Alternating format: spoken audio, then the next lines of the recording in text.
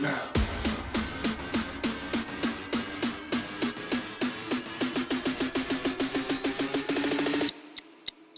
Here we go now.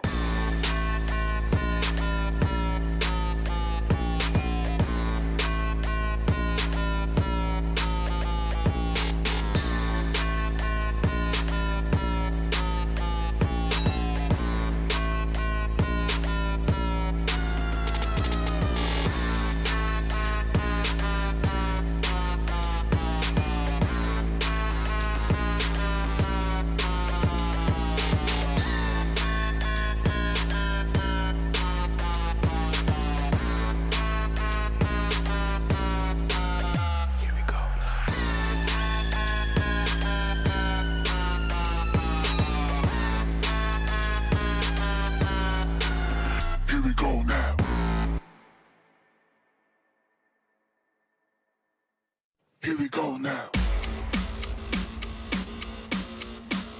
Here we go now. Here we go now. Here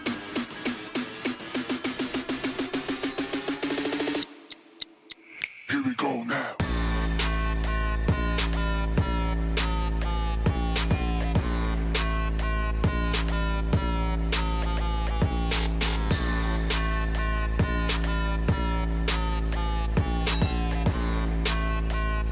Here we go now.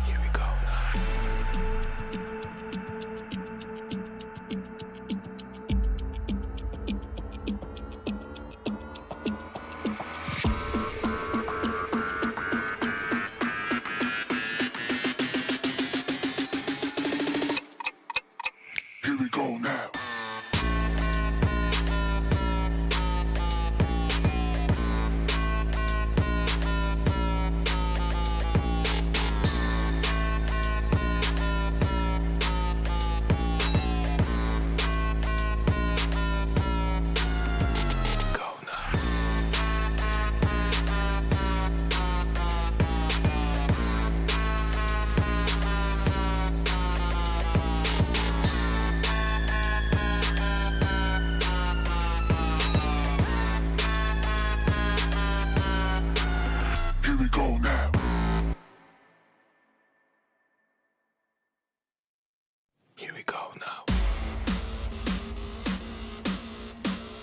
Here we go now.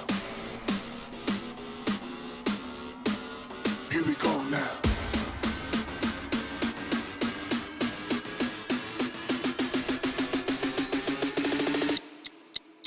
Here we go now.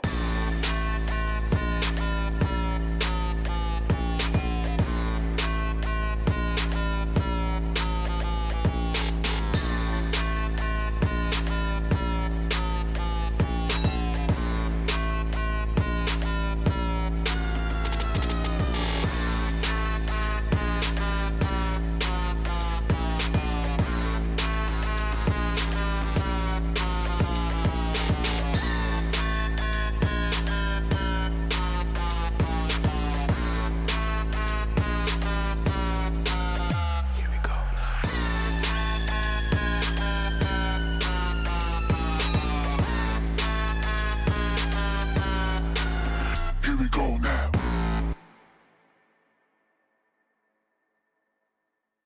Here we go now.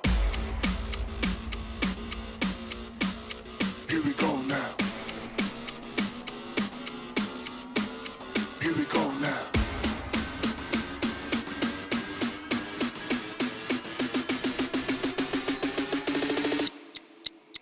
Here we go now.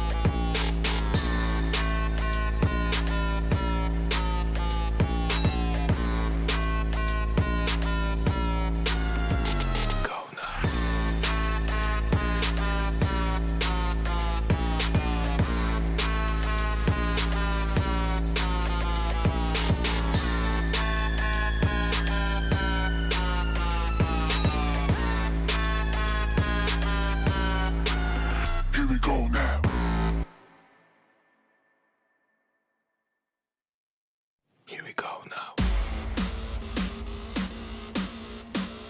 Here we go now. Here we go now.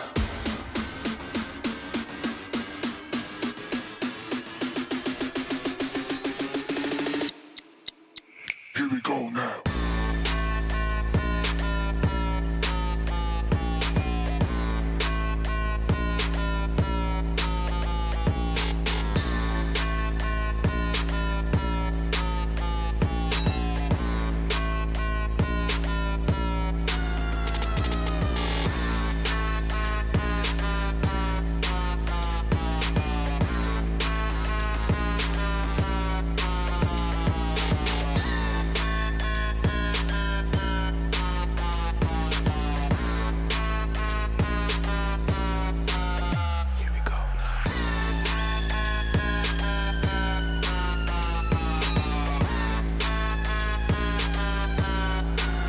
Here we go now.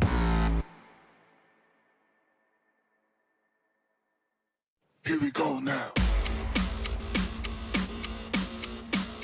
Here we go now.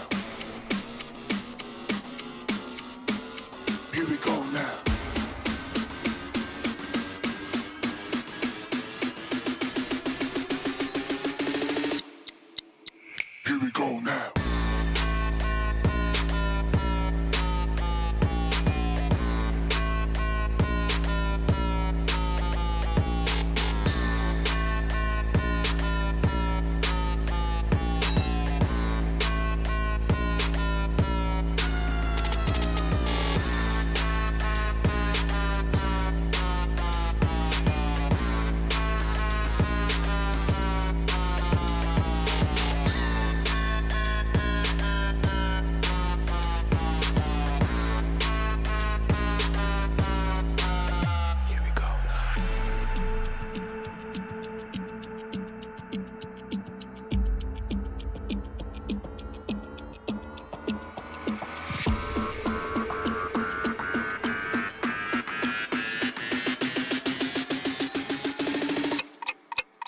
Here we go now.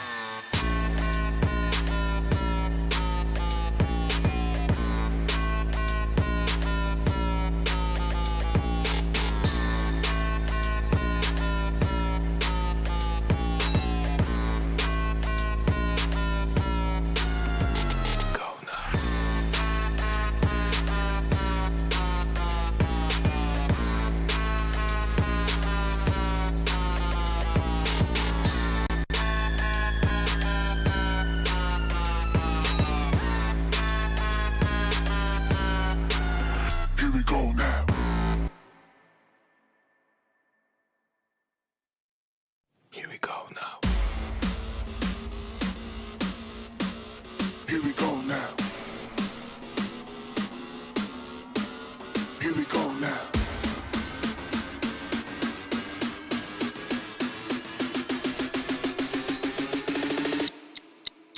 Here we go now.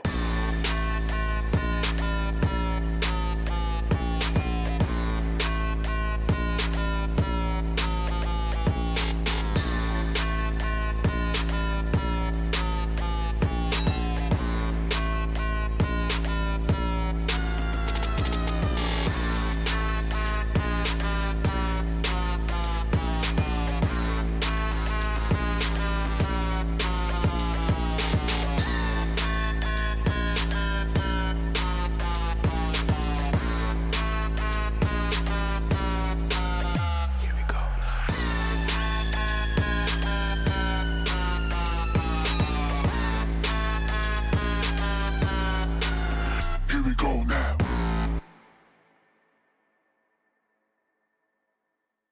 Here we go now. Here we go now. Here we go now.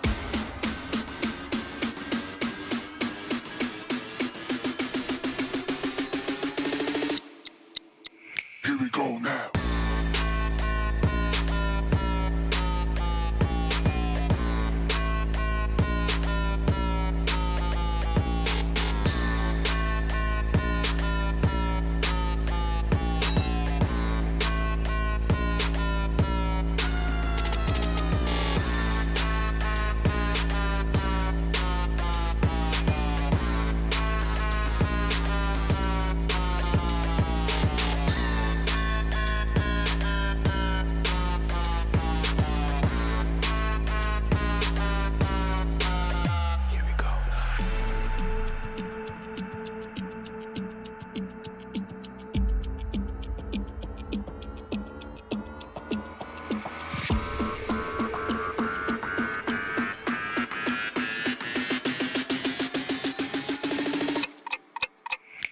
go now.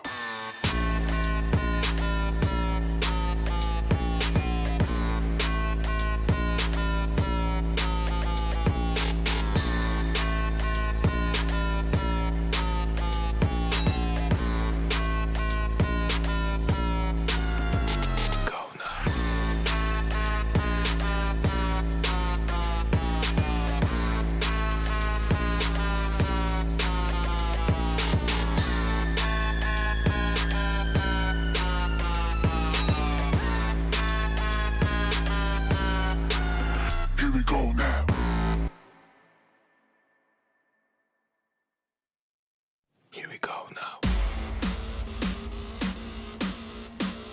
Here we go now. Here we go now.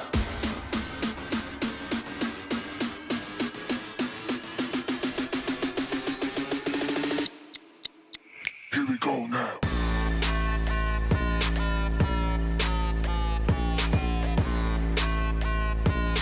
Here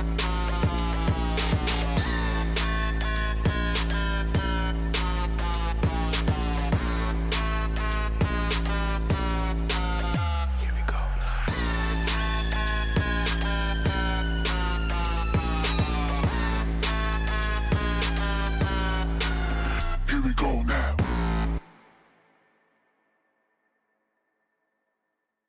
Here we go now. Here we go now. Here we go now.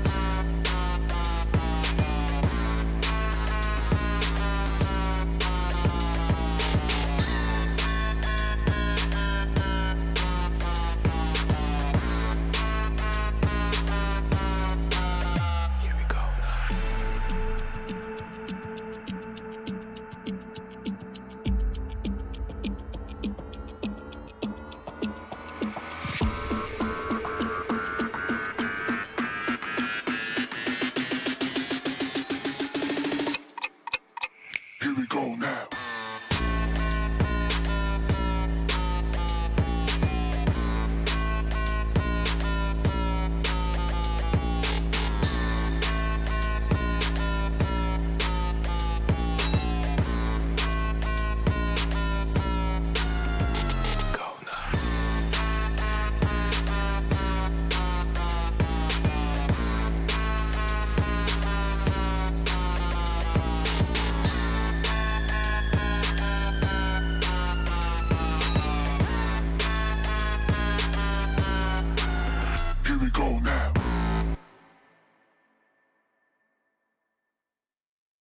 Here we go now. Here we go now. Here we go now.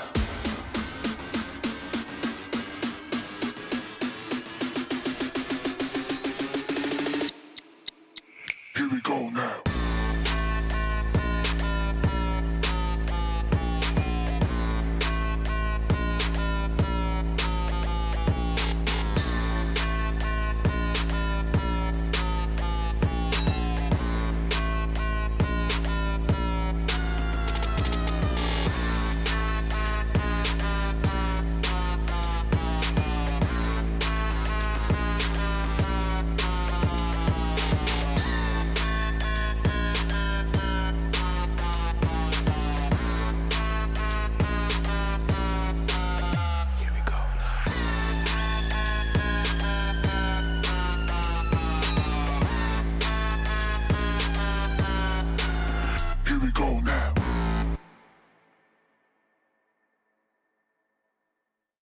Here we go now. Here we go now. Here we go now.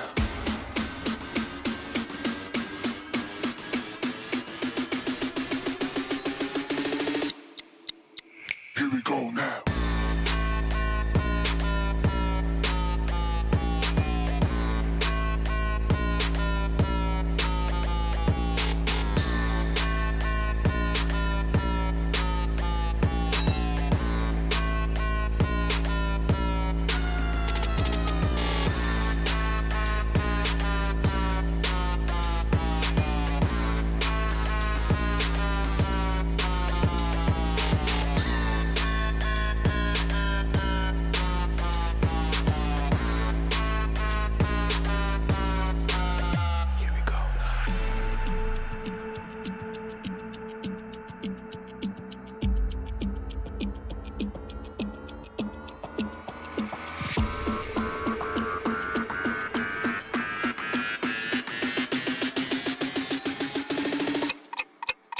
Here we go now.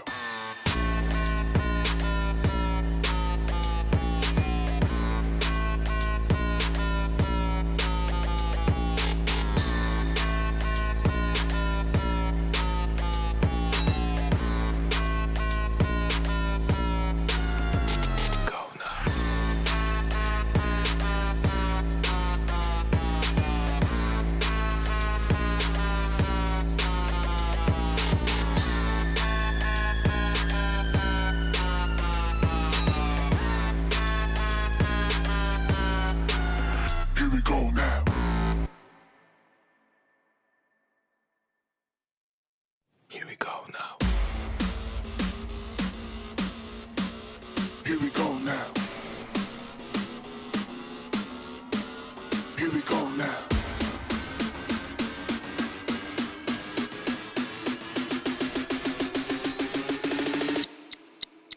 Here we go now.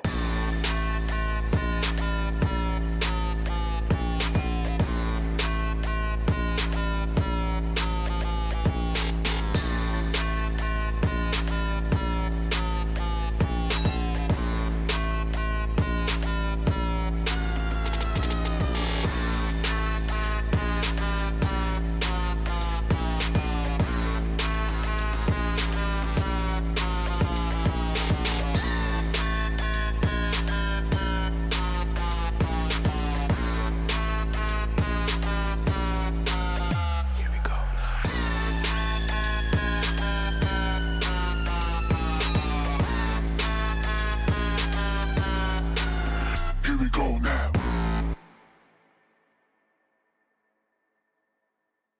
Here we go now. Here we go now. Here we go now. Are you keeping it real? I'm calling shotgun, wanna see my baby run. Oh, what's the word on the sea? Kicking up the dust, you know what I mean. We got a good thing going. We got a good thing going on.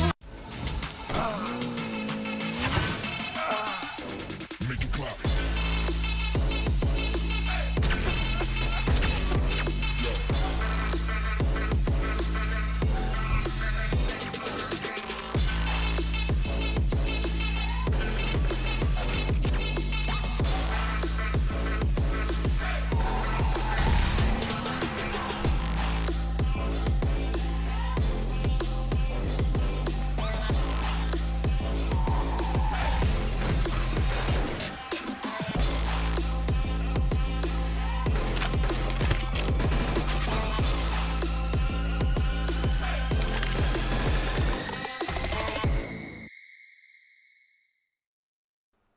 Hello and welcome to PUBG Mobile Club Open 2021 for the Bangladesh region, and it is day number 2 where we are going to start things off. But with that, it is a huge thanks to Oppo F19 Pro for, of course, making it happen. Hashtag Wook Up Your Fun, along with, of course, Nemo TV, our official media sponsors. But with that, moving the conversation along, I mean, of course, Ankit is going to be joining me as we get the journey started off. Day one, we got introduced to, of course, Group A and B. Yeah. But now it is going to be a conversation about Group C and D. And in that, Ankit, you were talking about certain teams that you are looking forward to, right? Big names, Goliaths, I mean, TRZ Esports, I mean, the recent concluded tournaments, and also teams like Bad Intentions that will be obviously chiming in. And some certain teams are really having a good time. Some teams really have a very good experience playing in the past. Talk about the earlier PMCO and also those experience that can come into back. So yesterday it was A and B, where it was God's Ribbon, I guess, that was completely gobsmacking performance with the Annihilation coming in.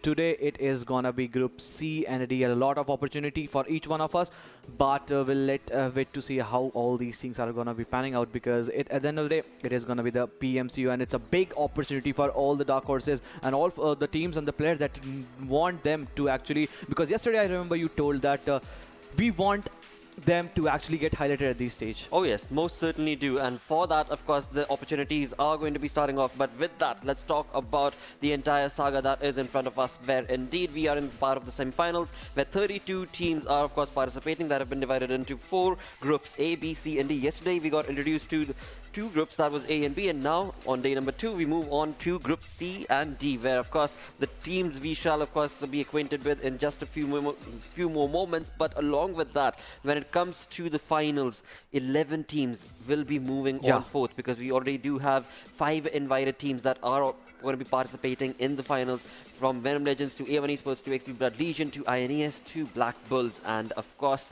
when it comes to the prize pool, it is of $29,200.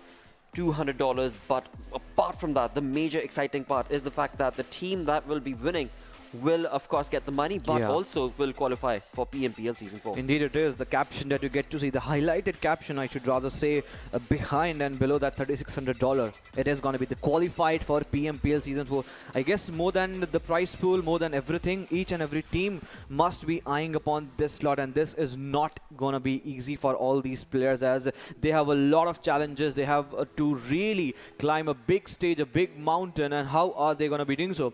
It is going to be the point structure right in front of us. The first team gets the 15 placement points. I mean, pretty much the same that we have been seeing throughout, and some teams really rely upon the placement points, some on the kill points, but somewhere down the line some teams really fail to be so, and when they do so, we find them there in the 13 to 16 spot where they get none, and then it looks very bleak for them. The future looks bleak for them, but for the moment we have to still wait which are going to be the team. But I'm damn sure today is going to be a lot of action, as yesterday we saw that it was some sort of basic gameplay, but today, since a lot of team with a lot of experience, I mean more aggressive and active gameplay. Most certainly can be expected from the side, but again, when it comes to the teams themselves, let's have a look at the teams where Group C and D are going to be participating. And in that, right off the bat, we're going to be introduced to KSX PX along with Team IR, Infernal Parasites. That is going to be IPGX along with the Exotron Red Army. Now that is not it, of course, because in total 16 teams are going to be playing the matches today, and the second group when it comes to Group C, a second lot when it comes to Group C is going to be Final Touch, Limit Over, Phantom for You, as well as Thundercloud. Exactly, and Thundercloud, some really good teams joining in, and then we get to see teams like Eccentric, Infinity, TRZ Esports, Rare, Mamba, Atomic, Whitecat. I mean, this is a big name. And then we got to see BIT, Bad Intentions, where Stalker, Winter, I mean, both of us, I mean, brother, we have seen in the past. True. The prowess that they bring, after all, they have a lot of experience on their back, and a lot of practice have actually made them look so easy. Most certainly have, and again, I mean, we are going to be hopefully we showcase that sort of a performance itself. And when it comes to the opportunity that they shall have, they will have these 4 opportunities in the 4 games that will take place, starting off on Erangel, following down towards Miramar, Sanhok, and then coming back to Erangel once again. So a lot of aggressive plays is what I'm hoping that will be in store for us, but also it is going to be a conversation about which team is going to be undertaking the opportunity to take down the teams from Group A and B that performed yesterday. That is going to be the question. That is going to be the question, as it is going to be a tough challenge. Gods Reborn have set the threshold to 69, if I'm not wrong, that they secured in the 4 matches. We have to still wait for that and get what sort of authenticity my stats bring in. But I saw, as far as I'm concerned, it is going to be a not easy task for them, because it was Gods Reborn that was completely smacking the performance in yesterday's match. But today it is going to be different teams, but the challenges still remains the same. Absolutely, as you so perfectly mentioned, when it comes down to the overall rankings itself, we did see GR make a perfect play for themselves with, again, that chicken dinner, as well as the kill department working in that favor, and that perfect number of 69 working for GR Esports. But as the conversation moves in towards the second position holders, we've got MARTYRS Epsilon, who was also able to get that chicken dinner for themselves, and along with that, the perfect placement points working for them now. Since these teams have already played their games yesterday and showcased that sort of performance, it is about what Group C and D are going to be doing, and which team from Group C and D is going to be participating in the top 8. Black Diamonds, I mean, really played well. Oh, yes. 4 game, 1 chicken, 16 kill points. But for the moment, it is going to be the time to head toward the second half of the chart, where we get to see 9 to 16. I mean, a lot of team, that have played all the matches, but then it was learned from past that really played just the 3 matches, but still on the 9th position. The difference is not so much if we get get a look over it, because the 9th spot team has 18 total points, and PX Esports, the team that really tried to play well at the end of the day, was looking strong with total 9 points. Unstoppable, on the other hand, standing at 12th position, getting 12 total kills just in 4 matches. I mean, the aggression was surely there in their favor. Everything was going pretty well. They were going in the formation and looking pretty well in terms of they taking the fight. Everything was going well until unless they really faltered down on the total placement point. So it becomes important actually to be consistent, not only with the kill points and to the placement points. And this has been that this custom, I would say, because you have to be consistent enough to be at the top is the question. How many teams are going to be emulating and replicating it? Till now, it has been all domination from Group B and B. How many teams will be making an entry from C and D? We have to wait and watch. As 4 games, I mean, a lot of opportunities for today. I mean, 4 games for 2 Erangel, then the void is filled between that Miramar and Sanhok. A lot of opportunities. Most certainly. Again, I mean, as you so perfectly mentioned, consistency is going to be key for these teams. But along with that, of course, Group C and D are going to be playing their first ever game in PMCO 2021. And that is what, of course, for now, this team are going to try and just, of course, get the information based on the opponents that they're playing against and the drop locations and the contestations. And that is something that is going to make it that much more trickier affair for the first game, because it could go either ways. Yes, there are some really talented teams, but eventually it's not just the talent, it is also you knowing the lobby, you knowing who are you going up against, and that is something that can very well be a game changer for certain teams that are going to be participating now. But along with that, again, the conversation will be that which of these teams will move on to topple over the chart, simply put, when it comes down to the top 8, because again, 69 points is the leaders, who are of course right now GR Esports, but it is not going to be, again, I mean, they did it in 4 games, right? So it is very much possible that the teams that are participating today very well could get very close to that sort of set mark that's been created from GR Esports. Pretty much possible, still doable, because 69 total points, that is a perfect number to have at your place, but that can be overcome at any point, at any time, because as A and B got the 4 matches, so equal opportunity will be getting for C and D. So there is no sort of this indifference that is created between both the teams. And 4 games, that means opportunity will be there for today. But I really want to talk about Gods Reborn. I mean, the team, you remember the push that they gave on 7C GSM. I mean, just the kill hungry team is what that is.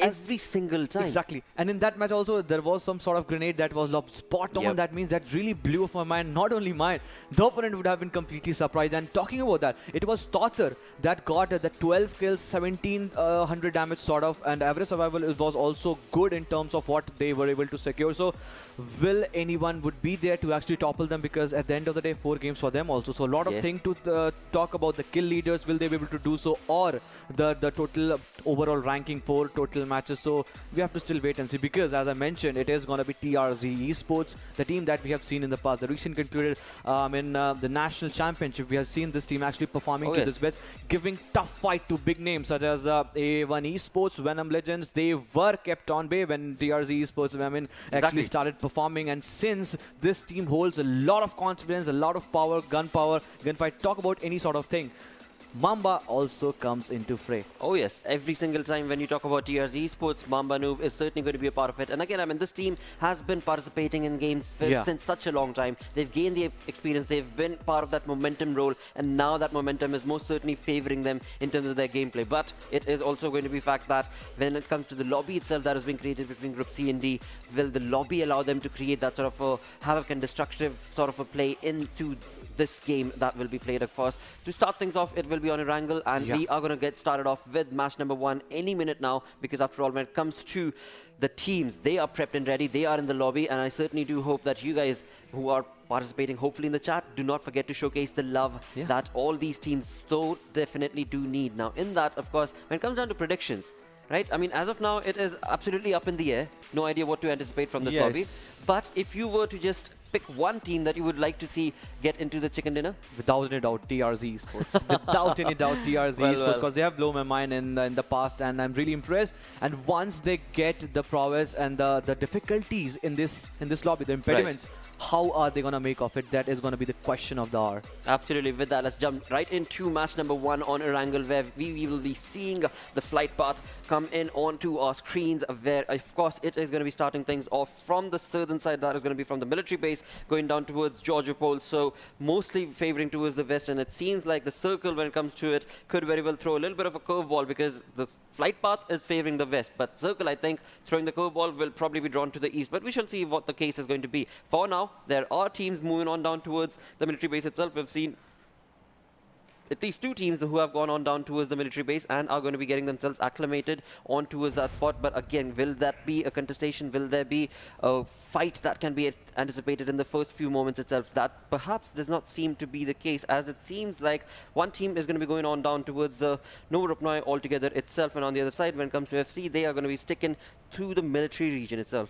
Final Cut Esports, that is going to be the team that are holding strong base of military base island, and more often we have seen teams do really love to go towards that island. But talking about the landscape, I mean, that military base is completely isolated. The only 2 options, if you take the land one, if you don't take the oceanic region, it is going to be the 2 only ways. It is going to be the Novorupnoi bridge and the military bridge. But talking about that, since we have talked a lot about military, the circle is also favoring military, but the question still remains. Once the circle goes for the second or third shift, is military gonna be in the circle? What do you think, brother? Absolutely. I mean, it could very well be the case, but I would love to again see one of those crazy finishes where it goes down towards the Novorupnoi bridge itself, right? It's just the bridge that the circle slowly keeps on hunkering on down towards, and that's what makes teams jump into the water itself. Some teams coming in from the military base, some coming in from the main island itself, and that creates absolute chaos and ruckus all across. But eventually, when it comes down to the first blood situations, as of now, there certainly does not seem to be the case that is happening.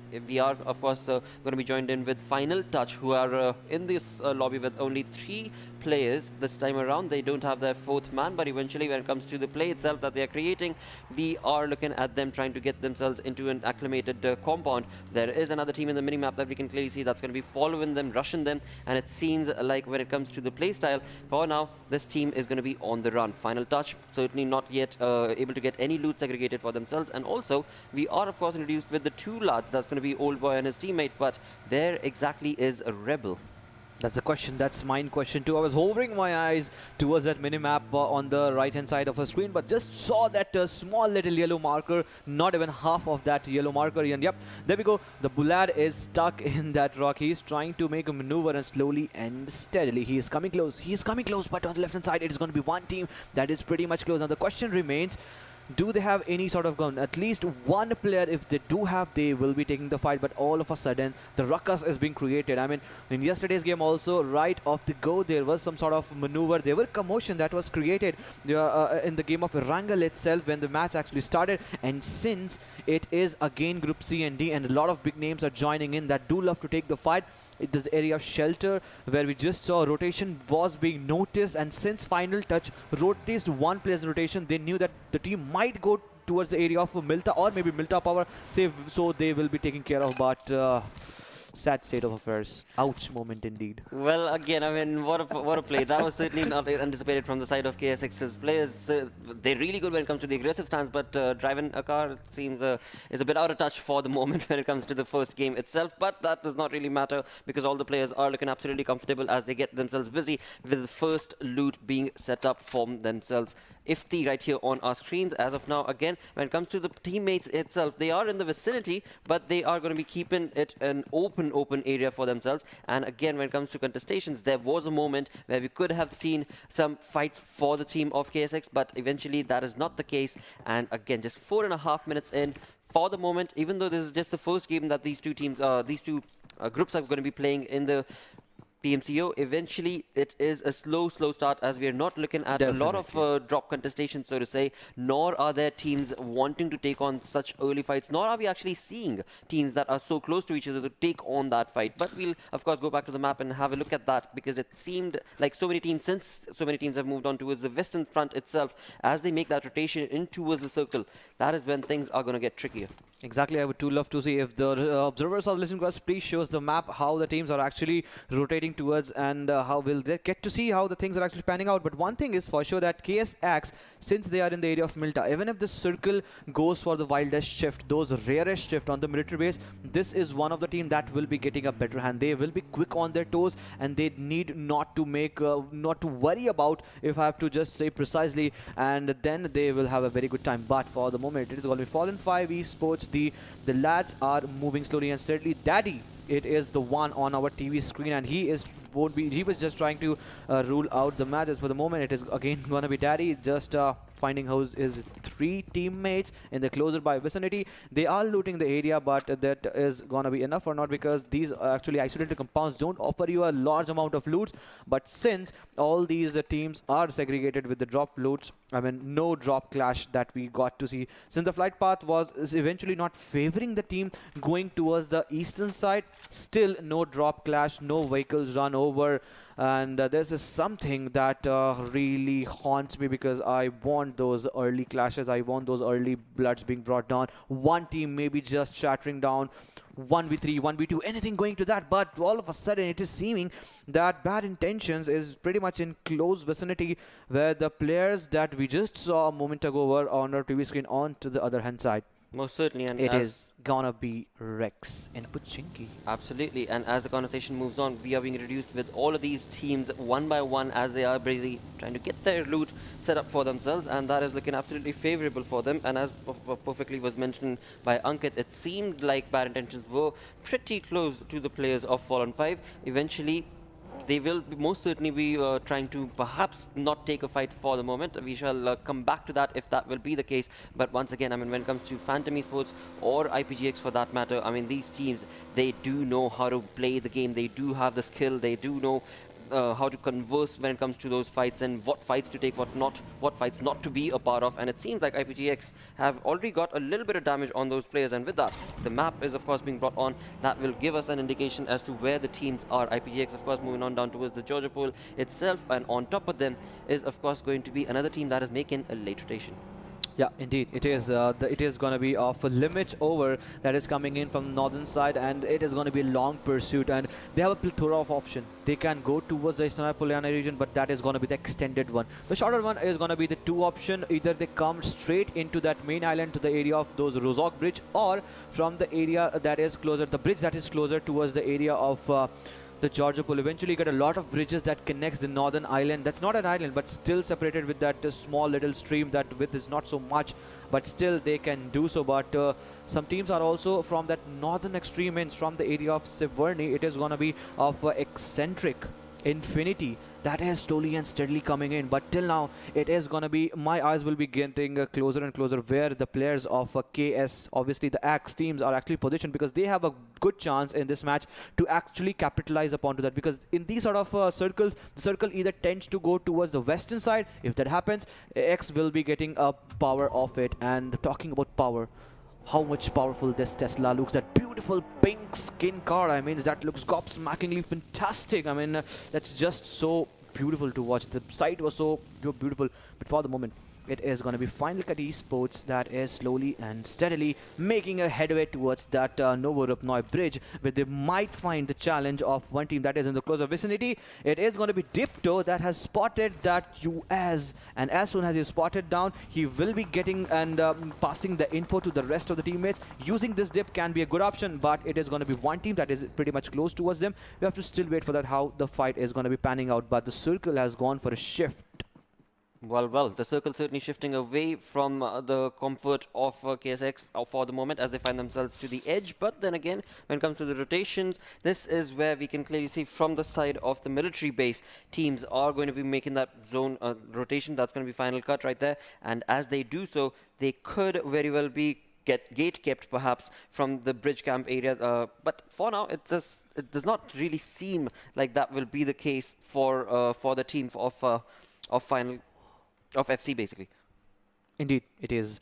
First drop on its way, MG3 light machine gun. I mean, what's your impression about this gun? I mean, this gun offers the 660, 990 RPM, the rounds per minute. This is a gun that actually is a go-to gun. I mean, since this change, I mean, M24 is now a gun that gets spawned on a regular basis when you just drop down. It's no time that you need to wait for the exclusive drop to have your hand upon them. And certainly that did happen. A lot of nerf has been done as we got to see the damage has been reduced. And since it also now offers that extended AR, you have that opportunity 150. So we have seen in the past from obviously the Bangladesh region, if you remember, some players do love M249 in their hand and they do love to take the fight. But now since this 7.62, it's a custom that 7.62 guns really do give a lot of damage, and since MG3 offers you 2 type of fire rate, this is one gun that I would really have my hands upon, and that really offers you some sort of scopes that get attached to it, but that's certainly gonna be the option to have your, and that also offers you that bipod when you try to prone down and try to, even if you spot down any player,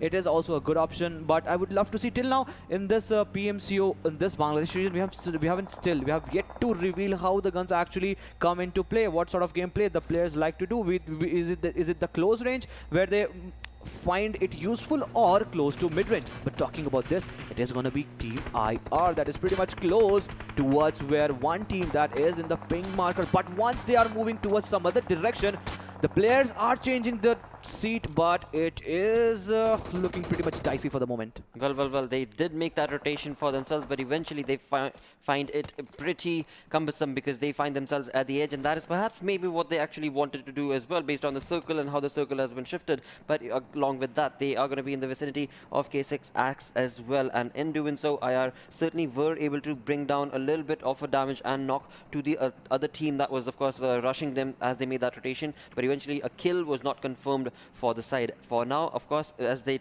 have made a rotation out in the open, Team IR are going to be faced with the brunt of KSX Axe, and KSX Axe, we can clearly see on the minimap, are trying to be absolutely careful because their rotation also can be caught off if they are not careful enough, and they are also at the edge for the moment. And right now it is just that small little dip that is certainly going to be favoring them, but most certainly will that be the case for the later half of the game? We shall find out, because the circle is only the second zone that we are part of. With that, we move on again with Limit Over, who are at the receiving end of Ifti's perfect sprays, and Blaze is going to be running away to get himself in the comfort of that compound right behind him. And again, that rotation will be knocked from, of course, KSX Axe's positioning. On the other tangent, it is going to be the players of T-Rex who are so very close to the second airdrop, where indeed they have Groza waiting for them, and hopefully they will be able to take advantage of that real quick and real soon before they make a rotation out of that compound. On the other tangent, this is Team IR once again. I mean, as we were just mentioning, the team did make that open rotation, but now they are pretty much stuck in this dip and are going to have to decide as to what sort of a play can they make from this end. Indeed, it is. It is going to be an important thing to talk about. But where KSX are positioned, I really like the fact that they are holding the edge of the circle. I mean, they can actually cut off the rotation from each and every team that are trying to rotate from the eastern side, since the player are holding that altitude. Some players are also in the split. I'm talking about Sanhok, and that can create that flank angle, that X factor, if not taken care of by the opponent team, can really lead to a disastrous disaster coming in for their side. But certainly going to be favoring them. XPX until and unless the circle just moves away. But as soon as the third circle has shifted, it seems that now they're holding the edge of the circle. As I just pointed out a moment ago, they are trying to scout down each and every angle, from the ocean regions to the land areas to that every sort of thing. They are making sure that they are having a lot of infos, and slowly and steadily it is going to be more team that will be joining in the frame. It is going to be on the left hand side the yellow marker team that is looking to take up the fight, but it is going to be of IR. Team IR pretty much close towards them, but still not taking up the fight. KSX, by the looks of it, it seems that observers are pretty much stuck to them. I guess not a lot of actions happening to them. We need some actions. We need some actions where it is actually happening. Just show us to us. Well, for now, it is turning into quite a lousy state of affair indeed. 14 minutes in, but only that one knock that we were able to see from the side of Team IR, that too was not able to confirm into a kill. So a slow gameplay is being showcased from the side of Group C and D, where they are just holding their marker and not really trying to get in on the action. But again, and this is just the first game that these teams are part of, so of course they do want to be able to take it slow and steady. And again, I mean, that is the main thing. Slow and steady wins the race, and again with that consistency is the key. Also being another thing to talk about is what these teams are trying to bring in, but this is just too much of consistency with not a lot of kill department being taken care of. But finally, Bad Intentions answering our prayers and are the ones who are going to be taken in a lot of sprays onto their opponents. But sadly, as of now, again, the kills have not been confirmed, and in doing so, FC will certainly be able to make that rotation. Indeed it is, but one player still stuck in the situation, but as soon as he will be getting onto the buggy, he will be getting away. And Potato Hill was where they were at the moment at Bad Intentions, and really like to get the better half of the Potato Hill until the moment the circle was favoring them.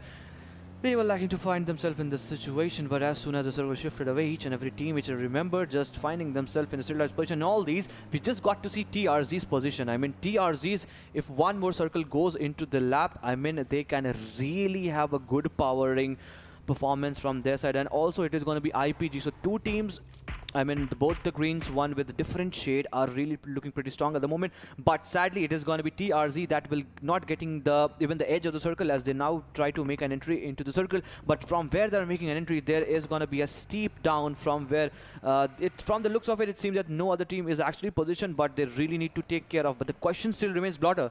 The circle is in completely open situation. It's just the single compound onto the southeastern side that is under the control of IR. Rest, it is completely open. In these sort of early game, just the 16 minutes, 16 teams, no blood drawn. I mean, what is just happening? Are we heading towards a complete bloodbath where the complete Erangel's oceans will be turning into red? Well, green indeed is what the color should be, but eventually again when it comes down to the play itself that is being made from Group C and D, slow start is what this has turned out to be. And eventually though, again, we do know when it comes down to PUBG Mobile, it is the case that no matter if you play it slow, no matter if you play it safe, eventually the circle will throw a ball to you and you are going to have to fight. And that is exactly what Thundercloud is answering our prayers with, which is going to be the team of course, ATR, which is on the receiving front, and the brunt is being shared from Scar L from Bulbul.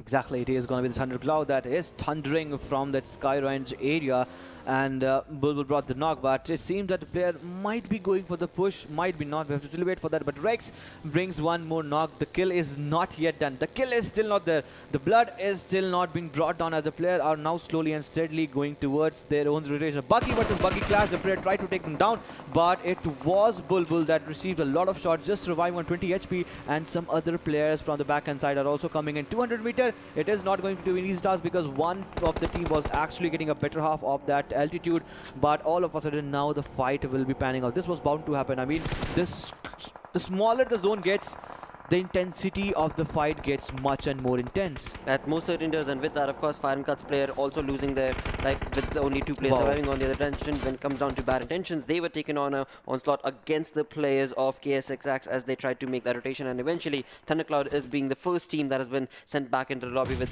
16th position, and this is now turning into the war that we were predicting, Ankit, because it is limit over against with that perfect setup. Nades are going to be hunkering down on the players of FC, and Final Cut are at the losing end, are at the receiving end, but what sort of an answer are they going to be coming up with through the smokes? We shall have to see. Limit over, I mean, I really like the positions where they are actually positioned, because there are a lot of barricadings that are being done in order to get those bullets suppressed, but for the moment, if a team tries to push into the trenches, it is not going to be easy task. As now the circle shifts away from Pochinki, it is also a chance for the purple team. That is going to be a Phantom Esports trying to take the player down, and all of a sudden it is a demise as domination mode gets on, which Easy is standing at the moment, and all of a sudden 12 team is what we are heading to see. It is going to be 4 kill straight right off the bat. It is not looking good for the team that have just left the lobby. HRX from the side of Phantom must be hungry as his teammates have got a lot of kills, but he hasn't. But bad intentions for Dean comes into fight, takes down one more player from the side of Rex, and now it is going to be raining grenades onto the heads of Phantom Esports. They really need to dodge it, else it is going to be the deathbed for them too. Well, Phantom Esports against Phantom for you is what the conversation is turning out here. And again, when it comes to the zone itself, Phantom for you are not looking good. Whereas on the other tangent, Phantom Esports are very much in control. But behind, behold, is going to be Eccentric. And if Eccentric decide to push on against the players of Phantom, now Phantom themselves could find themselves in a sandwich situation on the other side. Of course, for the moment, they are also trying to get themselves into the cover of the zone itself, because when it comes to the Blues are going to be bringing in a lot of damage towards Phantom for you. They have a lot of smoke being popped. The team in pink is going to be Phantom for you, and they are going to try and give that revival. But talking about the circle itself, once again, TRZ looking pretty comfortable as they have perfectly maintained that position from the western side of the zone itself. And again, they are in the comfort of the zone, and there is absolutely no team around them. But eventually coming back to the team of Phantom for you, they are trying to make that rotation away and out, but will not be allowed, because it is going to be none other than Phantom Esports that will try and bring them down, and hunkering them down is what Phantom Esports does best, and eventually has been able to knock down one by one the entire team of course, Phantom for you. Definitely, this was not supposed the way they should have actually fallen off. They should have fallen off, but certainly not the way. But now, when Phantom Esports, after eliminating Phantom 4, are now getting a brunt of a team as the Eccentric Infinity. This team was actually coming out from Pochinki, and they was duly noting the exact positioning where the players are positioned. I was just waiting when they are going to be indulging themselves into fight, and there we go. The grenades and utilities are being constantly used onto the players of Phantom Esports, and in a while it seemed that Phantom Esports can also be pulled down. And it's not just only Phantom that they have eyes set up on. It is also going to be on the limit over where they are having their eyes set up on, and they are taking multiple fights. I'm really liking the approach.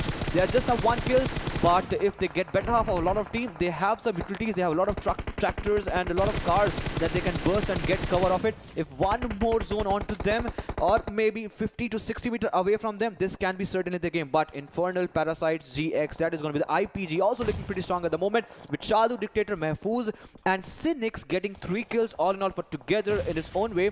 It is going to be Cynics that is getting a lot of footsteps, because the player from the sides of IR is in that compound and he is on the top of them. But will it be enough for IPG's Mahfouz and Dictator to take them now? That is going to be the option, and that is going to be the question. But an alternative way is what Phantom Esports need to find out from here, because after use of 5 to 6 more utilities, the smokes will dissipate from their back. They will be getting away from that, and then they just need to survive and just hope that they just get spotted down. Well, again, that might just happen or might not. We shall come back to that, as there are only 2 players remaining from the side of Phantom Esports indeed, and they are on our screens. That is going to be Shuo and Knight, and they find themselves in the cover of those buggies. But for how long? As Ankit so perfectly mentioned, that when the smoke dissipates, that is when it could be troublesome for Phantom, but that is not what this team is for. They are just absolutely trying to decimate whatever team they come up against, and this is going to be none other than Final Touch that they bring in the final touches to, and of course trying to take those points away from them by just absolutely pinning them down. Wow. There were some crates. They are pretty much crates, and I guess Knight is the lucky one, the lucky lad that is getting the loot acclimated, and more smokes and trees must be the first objective to get collected in order to find themselves in the position where they can actually get not suppressed, rather rise from the ashes. The bottom of it is going to be fallen 5. That is making a good spray onto the players, but onto the backhand side it is going to be bad intention that it completely be picks her down. But M24 in action comes into play as Stalker takes down one more player onto the other hand side, and they are looking pretty strong at the moment with reducing more and more player from the sides of Rex. It is Stalker that is again being the lone man survivor, and he is the savior for his team as he now gets to revive more and more players. But my question still remains, where are TRZ? They are still away from this fight. 2 kills is what they have secured from the moment. till the moment, till the match that we talk about. But bad intentions, one more knock again. Stalker is not able to get the revival done. Winter now goes down, and all of a sudden it is looking so bleak for bad intentions, as Naruto is the last player surviving in all these situations. It is going to be IPG that is coming in from the southern side, making a big push, making a big statement onto the player, that Shadu creates one more knock. Well, this is turning into quite an aggressive stance that bad intentions have been able to create. For now, of course, they have been brought down to just that one-man army, and that is going to be perhaps the end of that, because indeed it is going to be the two players who were knocked from the side of bad intentions who have been, of course, sent back thanks to the play zone itself. As we move on down, 6 teams remaining, 23.5 minutes in. We still do have Fallen 5, 3 players looking absolutely perfect, but TRZ finally stepping into the action and are the ones who are absolutely raining in down with just a matter of minutes. Wow. They've been able to accumulate 6 kills for themselves. A few minutes ago they were just at 2, but now this is when things are looking absolutely local for, of course, Limit O, because he is out in the open and Siam will certainly Mamba. not be allowed, and it is going to be TRZ's Mamba who allows that completely decent finish for Limit O. Look at the split. Look at the split. The green markers that we get to see. One player is into the center, and it is going to be, I guess, some other players, as Mamba is holding the edge of the circle. Yes, it is going to be the Atomic. Atomic we have seen in the past. He's the one that creates the flank angle, and that goes for the horrendous push. Sometimes he do falter down, but sometimes he really rise from the ashes. So for the moment, it is going to be the Mamba that is looking absolutely storming at this moment, as the team gets secured 10 kills, and Mamba reigning supreme. 6 kills already on the way, as he's marching down towards the players and the teams where IP is actually positioned. And now it is all down to, all of a sudden I just realized it is just the 2 teams and 6 players alive, 4 from the sides of TRZ. Mamba is running out in the open. He's just so confident to take the buggy and they go for the slam in approach. He could have gone for that walk in, could have walked, but no, it is not going to be, as Mahfouz and Shadu is pretty much strong. Mad Cat tried to take him down but did falter down, and Atomic is trying to lobby that perfect grenade. If he does it, it can be a game end, as now Mahfouz Whitey is being peppered down, and it seems that Shadu has received a lot of splash damage from the use of that grenade. That grenade detonated but still far away, but with that, Atomic fun knock onto Mahfouz Whitey. Now it is all going to be an easy task for Mamba and its teammates, as now they are marching towards, and they are pretty much sensing the situation. 10 kills is what also IPG have secured, and this has been what a match right off the bat, right off the start. It is now seeming that yes, it is going to be the TRZ's game, with the last player standing from the sides of IPG will be taken care of. And right off the bat, I told you, brother, it is going to be TRZ Esports. I mean, what a game, what a game. Lot of team was actually coming in, but then TRZ Esports, the zone that they actually got the favor of, the dip that actually got the favor of, then Atomic's push into the central lines, and he started decimating the player. Not only that, he passed on the much and more important information that the team requires, and then it was all easy for them, as they were having every sort of cover, every sort of compound, the rock, and then they went for the push. 12 kills, 18, 12 damage, 27 total points, right off the go at the 8th position. Wow.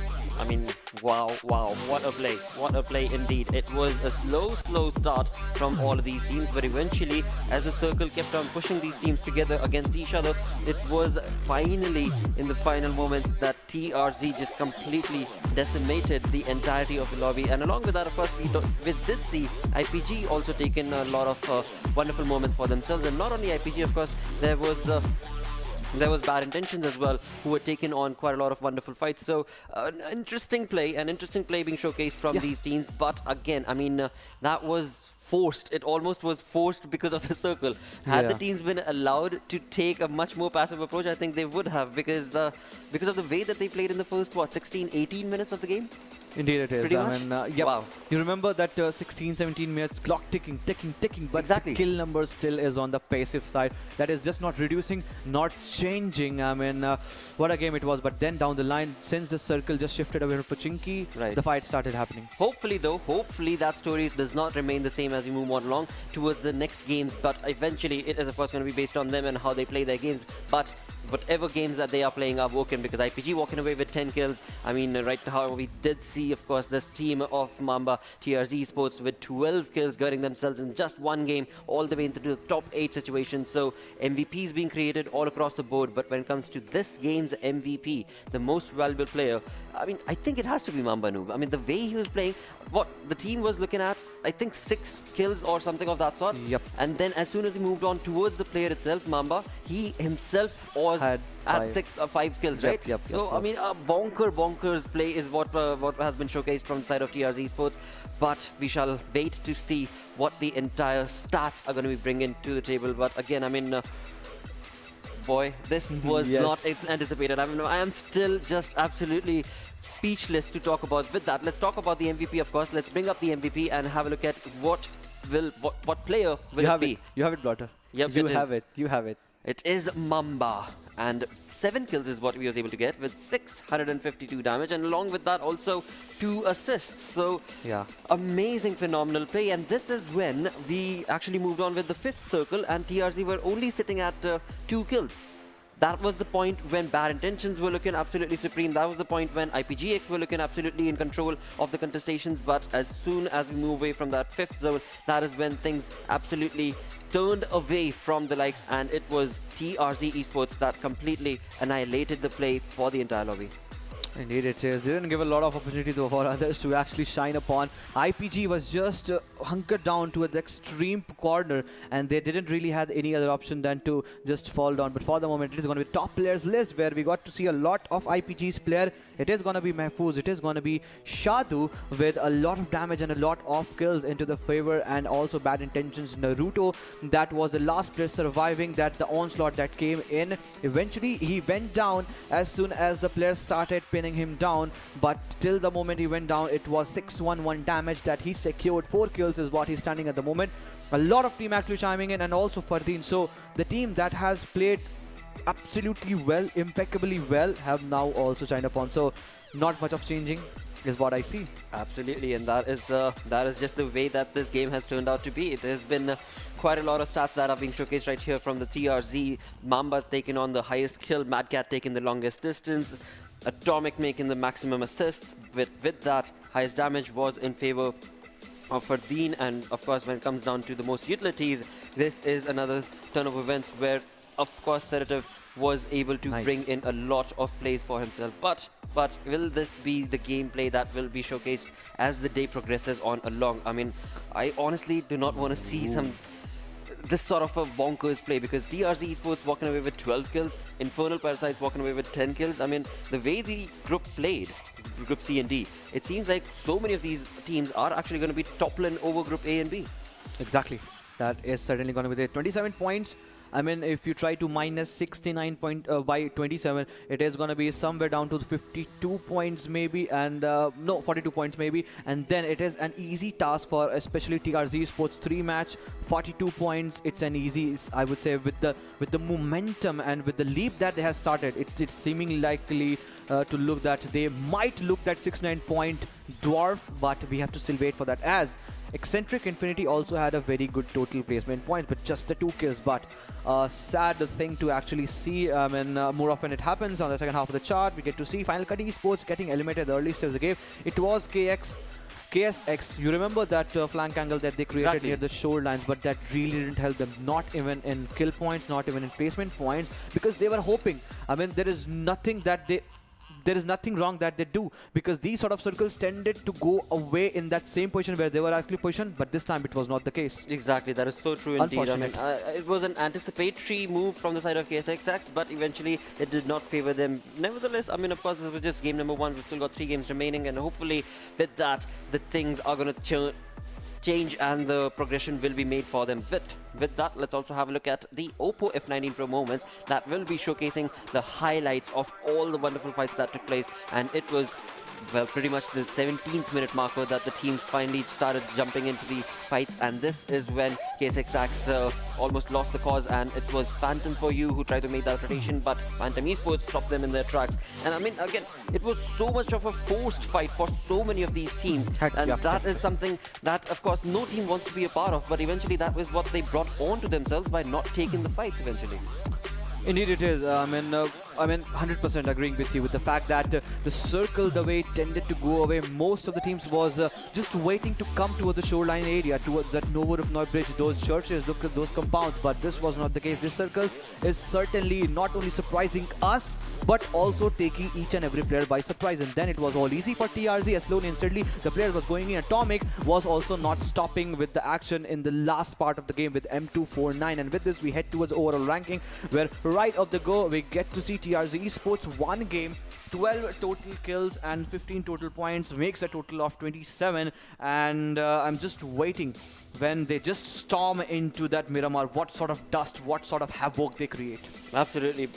They are looking absolutely abysmal right now and are certainly going to be bringing in a lot of damage to the entirety of the lobby. But as we move on along, we shall have a look as to what sort of a playstyle will be created from these teams. And moving on to the second page of the overall ranking, let's see what other teams are the ones who have moved on to this page, which is going to be Infernal Parasites, find themselves on the 10th spot with 22 points. The 10 kills that they were able to get for themselves certainly working in their favor, and if they play their cards just the way that they did in this game, they could also be leaping on to the top 8 in just the next game itself. But 14th position is where Bad Intentions find themselves, and Eccentric Infinity find themselves on the 16th slot. So again, a perfect play being showcased from Group C and D's teams, and as of now, these are the teams that are looking absolutely perfect in the top 16, but falling away from there.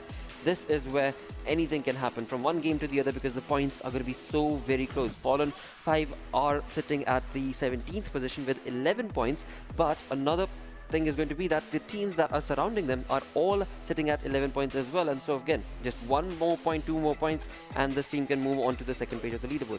Indeed, that can be even achieved with the help of those skills. I'm not talking about the placement point. That is certainly going to be the objective first. But even if you take at least 1 or 2 kills, and surprisingly, till 11 we get to see from, I guess, 23 or 24 to 19. I mean, this is something unbelievable. I mean, a lot of teams still sitting on the same sort of positions, but segregating in terms of kills that they have secured. But GS Legend in yesterday's game, we saw 4 games, it was there, and 9 kills is what they secured. So my question here remains is it gonna be today's any other team that still sits on the second half of the chart and still getting a lot of kills? For the moment, it's going to be limit over. I mean, look at their total kill tally: 6 kills and placement point force. It seems that it's looking like a very promising team. Exactly. I mean, very aggressive team is what Group C and D have, and that is being showcased right here itself, from all the way to the third page itself, as of course Ankit did mention limit over, with 6 kills that they were able to get in just that one game.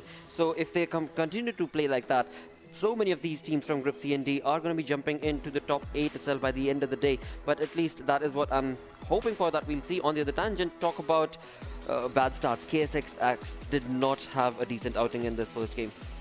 Indeed it is. And also Thundercloud, remember they brought the knock from that warehouse to the team on the left hand side, but then when they were trying to make an entry into the open situation, it was a buggy that fall, and that became the reason to their demise indeed. And this is the one kill that we saw in their name in their tally, and that's the only thing that they secured and they took away from this match.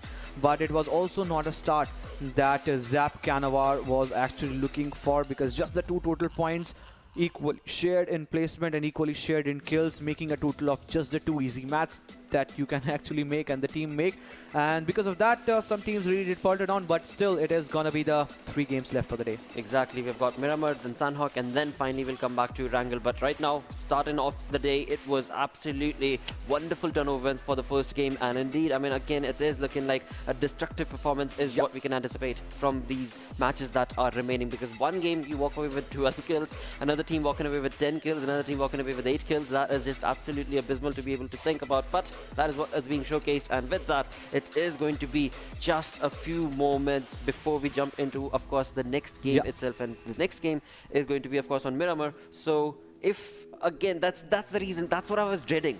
See, till 16 minute on Erangel, they did not take fights. And if that becomes the case on Miramar, that means by 20-minute marker, we're probably going to be sitting and waiting for a fight to take place. But hopefully that story does not end up becoming a reality for me, but eventually for you guys as well. Of course, nobody wants to just sit there lingering on and waiting for the fights to take place. And hopefully that will not be the case. And well, again, enough conversation right now. Let's go on to a short little break. We're going to be right back with match number 2.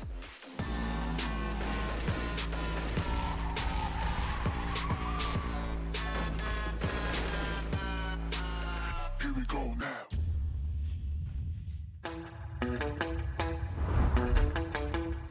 Are you keeping it real?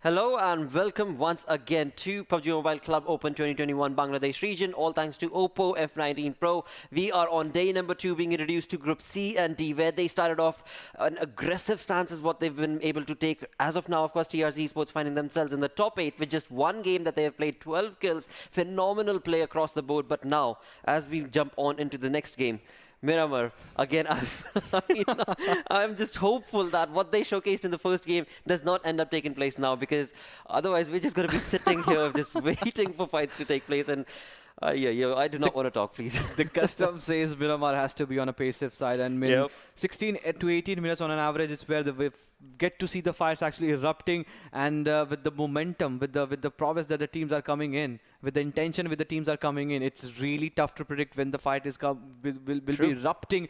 Will be it after 20 minutes or will be in the right of the bat, because we may expect some drop clashes. That's what I have for them. Absolutely. That is one thing that, in fact, we did not really see on Erangel, not a lot actually. When it came down to the drop locations, all the teams had actually segregated themselves so perfectly and so far spanned out they were, that there weren't a lot many positions that were being actually contested. But maybe that might be the case as we jump into Miramar. Maybe we might actually see some phenomenal plays right off the bat as we jump into the arena itself. And well, enough said, the flight has taken on. It is now time to jump into game number 2 of Miramar and find out what is the flight path going to be showcasing us. It is going to be slowly and steadily. There we go. The 0-second mark shows that, yes, we are heading towards the map. And by the looks of it, yes, it was the Campo Militar area where the teams are going towards the drop location. So now a northern-dominated flight path that we get to see. It's a tough call. Puerto Paracio, Impala, Los Leones, and Southern Island, just like Los Higos and Minas del Sur, Prisión, Valdemar. Indeed, it is also going to be Chumacera that it seems that is less sort of unglidable. That means, Blooder, it is going to be drop contestation. Maybe the team might think that if we, on paper, no team would go towards the Torre Humada. And seeing that fly part, two teams all of a sudden goes for the same instinct and trust their same instincts and try to follow their gut approach and then land up in the same position. I mean, a hell lot of things that can actually happen. But for the moment, Los Leones is completely out of the fray as the circle is going in. But in yesterday's Miramar, if you remember, the circle formed as centering towards the area of Los Leones with close to 35% of total area of the circle in that water bodies, the oceanic regions that we have seen. And in these sort of circles, if the circle tends to go on same side, on the southern side, I still won't be surprised to see. Absolutely, that could very well be the case. We shall find out in just a few seconds time where the circle is going to be forcing these teams to go on down towards. But talking about contestations as well, we certainly are looking at ATR, who are absolutely looking very comfortable in the northern western side, eastern side of the map itself, where they are going to be dropping down towards the Camp Militar and are going to be not contested for whatsoever at all. On the tangent, when it comes to the zone itself, Graveyard being the center of the zone, this is looking pretty comfortable for so many of these teams as they find themselves very much in the conversation of the zone's comfort. But on the other tangent, when it comes down to the teams that have gone all the way down towards the western side of the map itself, we have El Pozo being taken over by Bad Intentions team. No team around them to be able to contest that. On top, we have La Cabrera, where indeed there is no one else but Limit Over. So once again, we're looking at the teams from Group C and D who have actually studied each other quite a lot and have been able to get the perfect setup, because for now, there aren't many teams, or in fact, there are no teams that are going to be so very close to each other. But on the front side, or rather on the western front side, I would say, we do have the team of TDEX who have segregated themselves in a two-man split sort of a drop is what we are looking at. And alongside this, when it comes to the entirety of the scene, this is going to be, again, a slow, low-key start for these teams. Indeed, it is going to be TRZ making a move onto Chumacera and a long glide. That is what we are getting to see. But Phantom 4 is towards the pillars of the area where KSX are actually positioned, with the Thundercloud also slowly and steadily making the way. Zap Canaver has all of a sudden featured on our screen, and we need to talk about this team. The team, to be honest, in the last match didn't really feature in any sort of gunfights, in any sort of gameplay. And just because of that, they really didn't have an influential gameplay. I would really want all these teams that are sitting on that the second, third or fourth half of the chart from that 17 to 24 position that really didn't have a good game. I mean, just forget what happened in the last game. This is a new start, new game, start afresh, and all the teams really have that caliber, the potential to make it, because at the end of the day, they really have worked hard.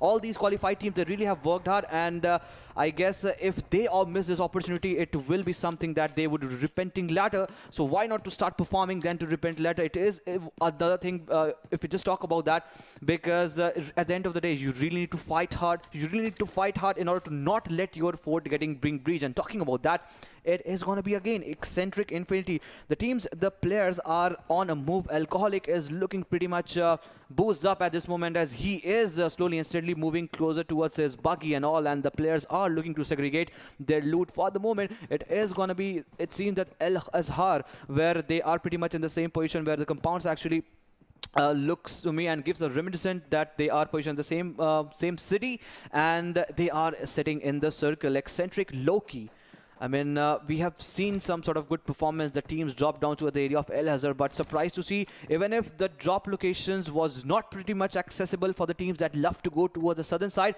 El Hazard is still uncontested by other team, apart from Eccentric dropping down to the same area. And talking about the other team, it is going to be again Phantom Esports. So now this team is one team that obviously obliterated and annihilated the Phantom 4 Esports. If you remember in the last game of Erangel, where they were trying to come out of all of a sudden, they were the teams that used the grenades and the utilities to perfection. In these game of Miramar, where DMRs are used to perfections, I would love to see how they actually maneuver it. Well. Phantom Esports right now, Storm OP with a Scarl moving on across the board, trying to get himself the perfect loot. On the other tangent, Eccentric Infinity, another incredibly talented team that was part of some really good fights in the previous game. We were part of they were part of actually making some points for themselves, but now it is about how they play this game around. When it comes to the location itself, there is absolutely no team that's going to be around in that region to be able to give them any problem whatsoever at all, as they do have control of these two buggies. The two teams, the two players are going to be moving on along with their teammates to get decent amount of loot for themselves from one compound to the other. And as of now, again, when it comes down to these teams, they are all showcasing some perfect plays. And again, once again, it is going to be a slow start for the teams, of course, because, well, they've done their homework so perfectly. They know exactly where the other team is going to be going down towards, and they have decided their own drop locations against that, and that has resulted in a very perfect start for all the teams, in fact, because there's no first blood sort of situation that has been created in this moment or in this game till now. T-Rex right here with a 3-man squad is going to be jumping in and trying to get as much of the loot possible for themselves. For now, again, it is going to be Senor, and Senior is well, with level 1, of course, it's not the best loot that he can get, and he's going to be working on to get that much more. Level 2 West is going to be helping him to his cause. And as we move on to the map itself, we can clearly see all the teams are so very spread out and far apart from each other. Especially Phantom 4. I'll talk about the players. One is closer towards the main ridge between Montanova and Power Grid, and one onto the complete left-hand side of Los Leones. And there, they are looking pretty much dicey at the moment, but we have to wait and see how they actually strategize. But from the northern side, it is gonna be Exitron Red Army. From there of Tierra Bronca, they will be making closing, but this is looking a bad omen for me, because I'll be heading towards one more slow start, because still a lot of space left. We talk about El Hazard, we talk about Junkyard, we talk about La Bendita, and half of the Los Leones. I mean, plethora of positionings, plethora of ridges, ample amount of place where the team can actually be there at this position. But I guess the circle needs one more curveball if we want those aggressive fights. One more curveball. Well, that is true indeed, and I was just noticing what team has not joined into this lobby, as we have 15 teams that are part of this game, and that is going to be none other than Final Touch this time around, who are not part of this game indeed, and that has now resulted in, of course, that much more of a stalemate situation, Ankit, for us, because 4 players not being there. 4 players not being there means that much more of a delayed fight approach that we can anticipate from this. The more we are asking for it, the far we are getting towards it. First being the slowness of the Miramar, second being the approach the teams are getting towards it, and again, the 16th total lobby. The lobby is still not filled. I mean, the more we are begging for it, the more we are craving for it. I mean, the far we are getting, and that's what life is all about. Exactly. Because again, I mean, not only us, right? So many casters talk about it. The caster's curse. Oh, it was the caster's curse that resulted in that player just going exactly at that moment going down. It seems like this time around, it is the caster's curse that has backfired on us, mate. That is exactly what's happening. But eventually, talking about the game itself, it is looking like Limit Over is going to be absolutely segregating themselves with 4 individual vehicles. That is a good one. That is a really good approach, because when it comes to this map, you want to be able to, or rather, eventually again on Erangel also, but not on Sanhok, of course. The strategy certainly should be favored for both these maps, because you want to have 4 individual vehicles for yourselves rather than getting yourself encumbered in just that 1 or 2 vehicles. That gives the opponent team that much more of advantages when it comes down to the burst, the spray that are expected from so many of the teams as the rotations are being made from their opponents. But right now, it is Limit Over who is going to be just driving from the northern side to get into the zone. As we can clearly see from water treatment, they are going to be going on down towards the Hacienda del Patron. And along with that, talking about the zone itself, we are finally part of some fights, and it is going to be none other than TC, who's going to be Thundercloud, taking on some decent shots against their team, which I'm trying to spot exactly where they are, because they are in the center, but what team could they be taking a spot towards? It is going to be Phantom it is, and they are looking like, for now, no knocks have been confirmed, but certainly the fights have started taking place. Indeed it is. The San Martin Ridge, the important, the most important, the infamous ridge that we talk about. The eastern side of Power Grid, the left-hand side of Graveyard, it's where both the team are positioning, and it is going to be hell of a contest. That we talk about the use of Mini, the use of DMRs, can it be used to perfection? We have to still wait for that, as Bishal is using that mini tap shots with that suppressor. I mean, that is really a mesmeric sound, a very fantastic to actually hear. But for the moment, it is going to be him trying to hit down the player's head. Storm, he's still not able to connect one shot at least, but the moment we say, we get to see some fights erupting onto different sides, as both the Phantoms, I mean Phantom Esports, Phantom 4, suddenly out of nowhere, they are finding themselves in a lot of fighting situation. But the worst part for them is that they are in a complete split. Two players onto the center lines. One player is there, but that split is far-fetched. That means they are miles apart with the sort of fight they need to take. It is going to be KSX, which is really good with the rotation that we saw in the game of Erangel. This time is also they are taking control of those important ridges, but taking control and taking control of the ridges and then trying to maximize the opportunity is another thing. And all to that, it is seeming that Axe is faltering down for the moment, as Phantom's Easy has brought that easy peasy knock onto him. Well, he certainly has, but he has been spotted as well, and of course shots were being taken on against him. Sanhok is also set up with a perfect spray, and is going to be, of course, retaliating against Easy's domination against the players of KSX. And right now, again, the flank angle that has been created from Sanhok is going to be working in their favor. Demon also chiming in along, and with that, the revival will certainly be given to KSX's teammate. But eventually, as that took place, Phantom 4U's player jumped into exactly the same spot that was being sprayed on from the players of KSX and has taken a knock. But eventually, of course, for now, of course, his teammate is there to give that perfect revival, and that will result in both the teams taking a knock, getting a little bit of damage dished out from both the sides, but no kill being confirmed on either sides. And the distance was also pretty much, and just because of that, the fight can actually prolong for a long time. The use of utilities gets completely out of the fray, because, I mean, it can pass on to maybe to Molotovs being the longest one that can actually sway into the air for maybe 56 to 60 meters, and then it is the grenades and those smokes. But since the distance is pretty much, we can expect the fight not to go all YOLO, all open, till the moment it is going to be San Martin is where eccentric Infinity players are positioning themselves.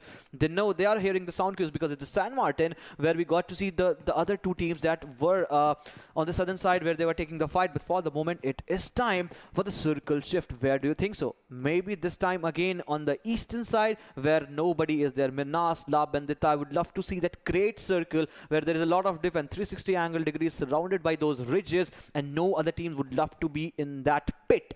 For the moment, it is going to be again Rex coming in, but it seems that today the words are being listened. The words are being listened, not exactly, but partially. Most certainly, that is so very true indeed. And the circle moves on towards the Graveyard region, and in that we do see two teams that are so very close to each other, which is going to be Final FC and of course Fallen 5, and that is where we can maybe expect. No, as soon as I say that, it is not going to be the case because the team are going to be rotating out of that center zone. But on the other tangent, when it comes to ATR, they're going to be jumping into the same arena as well. From the southern side, we are looking at IPGX going to be making a rotation through Los Leones in towards Vendetta and then finally into the circle. And as of now, they're moving towards the eastern front, and that is going to be working perfectly for IPGX because eventually there is no team that will be able to contest that rotation. On the other tangent, talk about TRZ. Now that team is taken to the edges indeed, and as they do so, they are going to be moving late into the zone. And as we jump into the game itself, we've got Phantom Esports taking on a shot against the players of Limit Over. A knock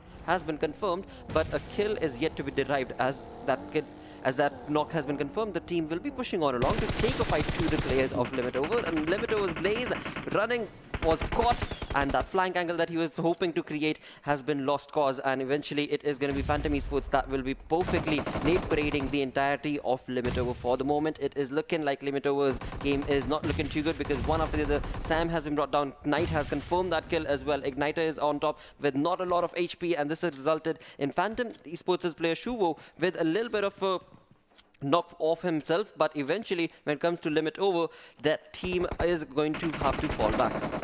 Indeed, it is going to be the case, but for the moment, it is Siam that has been sent to the lobby with Igniter still using all the utilities to his perfection. It is still the moment where Knight can be burned down to his death, but it seems that yes, he has a lot of shots, but onto the inside, it is going to be KS X that is taking the fight against. It is obviously going to be the Thundercloud, so Thundercloud again into the fray, but now it is the time where Phantoms, the players are going down slowly and steadily. It is Igniter that is using all the utilities continuously, slowly and steadily. They are marching into the words, but Shuvo is just not stopping with Knight and Storm going down. It is going to be Shuvo that needs to get that breathing space, that needs to get that regrouping time for them to actually take up the fight, and for that Shuvo is making sure that none of the players from the right hand side approaches towards them. Smoke has been created, smoke has been used, but I guess for no use if only if the team LO, that is going to be Limit Over, because Limit Over, as we saw in the last game also, the team actually was pretty looking strong with 6 kills, 4 placement points. This is a team that know how to take up the kills, and that's why a huge resistance is already shown as Storm has gone down. And still, since it was a push that was coming in from big team, I mean PT is a team that really performed well, but the resistance is equally well. It is most certainly. I mean, Limit Over is not wanting to bow down to this perfect approach that Phantom thought they had, but eventually again, having lost one of the players, Phantom and Limit are now equals. 3 versus 3 is the situation. On the other tangent, Limit Over are taking another fight altogether, where we can see Blaze on top of that is going to be certainly in the through the smoke, actually taking on a lot of kills for himself and a lot of knocks for himself, so looking absolutely in control. And it was none other than T-Rex, I believe, that was at the receiving front. But now in just 30 seconds, both these teams are going to have to get away from the situation. On the other tangent of the map altogether, it is going to be K6 Axe trying to take on a fight against the players of TC, and this is where it is not looking too good because K6 Axe have already lost 2 of their players, and when it comes to TC, Thundercloud are being absolutely relentless in terms of how they are pushing on along, but Mehraj as well as the teammate are going to push on together and bring down TC's player, thus resulting in the revival that is needed, so very much crucial for K6 Axe. They will be able to confirm that. I mean, indeed, strength and unity is what we just got to see as the player have charged in, and it seemed that the receiving end, it was obviously going to be the Thundercloud. The players have been completely shunned down to the knees, but the fight still goes on and on and on between Phantom and Esports, and it is going to be on the receiving end, the Limit Over team. The fight is still on. The players are going down slowly and steadily, but in all these fights, it is going to be the zone that has unfortunately shifted away. That means now they only need to retreat from this situation, else it will be too late for them, as now still Phantom Esports are making sure that before they retreat, it is going to be a complete wipeout. But the way Knight is running out in the open, this was bound to happen. He actually invited the shots onto him. He was in the open. A really bad move, a really horrendous move, I would say, and just because of that, the rest of the players need to find themselves in the open, and slowly and steadily the team is completely looking unsettled, and they are being torn apart slowly and steadily. A fight that initially was invited and started by Phantom Esports, it seems that Limit Over will have the better half of it. Well, it certainly does look like to be the case, where indeed when it comes to Fly, the final player remaining from the side of Phantom Esports, is going to have to, well, take things in his hand. Wow. And with this being the final first aid that he has, it is not going to be a conversation that he was wanting to find an answer to. Eventually, on the other tangent of the map altogether, Eccentric Infinity has been sent back into the lobby with 0 kills for themselves, so absolutely no point given to them in this map. On the other tangent, Bad Intentions are slowly and steadily certainly moving on to the edge of the map itself, or edge of the zone itself, with 3 kills already confirmed. So looking absolutely in control of their contestations, and now they have TRZ Esports in their crosshairs as TRZ was making that rotation, and it is going to be Madcap. Well, it was so very perfectly sprayed, but eventually none of the spray was caught onto the player itself and just the vehicle, and that resulted in, of course, Winter not getting a lot of knocks or kills for himself, but eventually the information at least has been confirmed for him, and now as he jumps to his teammates back into the comfort of the zone, they know exactly where TRZ Esports, or basically a team that that is going to be right in front of them, where exactly are they going to be making that rotation through. And as TRZ make that rotation, they find themselves now in the compound of KSX. We just saw KSX bring down Thundercloud. All together, the entirety of the team was being sprayed on from the side of KSX, and eventually now that exact same horrendous approach is being showcased from them towards the players of TRZ Esports. And TRZ Esports, not allowed to even make a sense of this entire fight, are not looking good in this situation. But one thing that can be working for them is going to be Rare and Mamba, who are in the compound, and they are taking a fight of their own. Exactly, and pretty much close to where KSX is positioned. And if some knocks are being used, because we know these guys are pretty much... Well, What to say? What to say? As soon as you said it was one knock that eventually happened, I mean, I guess they are listening to you. The PUBG gods are listening to you. The players are listening to you. I mean, it should be the moment where I should let you speak. No, no, no, no, no, no, no, no, no, no, no. What have you done, TRZ Sports? What have you done? I mean, we shouldn't actually compliment, applaud. Well, again, I mean, it is the name of the player right here, Sanhok. So it basically says say no more, right? I mean, it's just him, and he's going to be the one who will dominate those fights. In case XX, that's how they play, that's how they roll, and that's how they dominate. In that doing so, of course, Rare and Mamba were able to get into the arena itself, but the circle now has gone away from them. So they are going to have to decide very quickly to either take on this onslaught or try and just back out of that situation. For now, of course, Mamba finds himself all by himself out of the open, is certainly going to be crossed and eventually be knocked down to the lobby as well, as Sanhok's will be knocked as well, but the kill will not be given away. So KSX looking absolutely dominating with 7 kills being confirmed for themselves, absolutely in control, are going to be moving on towards the comfort of the zone and are going to be absolutely deciding to actually leave their teammate. It seems like they've decided to do so, but on the other tangent, in the circle itself, we do have Final Cut, who are with just 1 kill getting themselves the control of a compound. Indeed it is. KX slowly and steadily, now after that fight that they are charging upon to the players of Bad Intentions. The rotations are duly noted. That means Bad Intentions are not safe in the vicinity, and the approach with which KSX are coming in, I told you the rotations are pretty much well settled. In the last game it was just the circle that threw the curve wall, and since now it is favoring them, and also the players are well maintaining things, it is looking pretty strong at the moment as we get to see Phantom 4 Esports getting eliminated. One more bad outing, I would say, not a decent outing the player would have actually wanted to do so, but it seems that now it's the time that KSX needs to find themselves in an entry. But once they do so, it is going to be Bad Intentions that are parallelly present to them, and it is going to be, if they take the fight, it is going to be a numbers advantage that may favor Bad Intentions, and with the gunpowder that Bad Intentions lad do hold on their collars, I mean, a lot of experience with which they can count upon. But then at the end, it is KXX that just... Okay, out in the open, Mehraz has been caught down. That means KS location has been certainly severely been punished by some other team, and it is going to be now Bad Intentions that are taking the fight. But certainly in all situation, I guess no team is safe. No team is safe, to be honest. I mean, if you bet on one team apart from Final Cut Esports that we just found themselves in the compound, the baby pink marker that you remember, the team with which they are standing, I mean, apart from them, no other team are safe. Absolutely, that certainly seems to be the case, but we shall see how this final few fights turn out to be, because when it comes to the zone itself, Infernal Parasites find themselves in the comfort of the zone. They have a lot of information onto the team that is right in front of them. That's going to be Exitron Red Army, and of course, when it comes to Exitron's positioning itself, it has been compromised. And when it comes to IPGX, I mean, that team is absolute destruction and behemoth. And right here, we can clearly see Dictator getting that nade parade set up for the players of ATR is what I'm going to call them rather than again and again Exitron, but eventually that nade parade from Dictator has been brought onto ATR, and Sweet Love has been knocked already, and ATR's Macho Man is on towards the flank angle and will hopefully be able to bring it down, but Mahfouz YT is on top of that case and will certainly be bringing another level of performance to this fight, where ATR, even though they could have taken this fight and onslaught to themselves, but it is not looking easy because Dictator and of course his teammates are being so very consistent and being just absolutely brutal to not allow ATR even a slight opportunity to push on or take a fight. Zap Canavar onto the other side. They are taking the fight with Bad Intention. I guess this all fight is happening onto the southern side, where Bad Intentions were also trying to make an entry, but in all these fights it is going to be KS Hags that are on the receiving end. Now they are getting the taste of their own medicine, as it is Mehraz that's the last player surviving, but for how long, that is going to be the question. The grenade was thrown onto him, but they just overshooted. There is a tin behind which he is taking the shelter, but the tin offers a huge amount of space. The space is enough for Darkfire to take him down, but he missed that spray by a long margin. And with that being said, it is going to be Bad Intentions player that are on the back foot, as the player's vehicle have been burst down. With the 6th zone coming into frame, it is going to be a tough affair for Mehraz to survive, as he has been pinned down. He just cannot move an inch, neither left, neither right. If he does, he will be straight brought 6 feet down to the ground.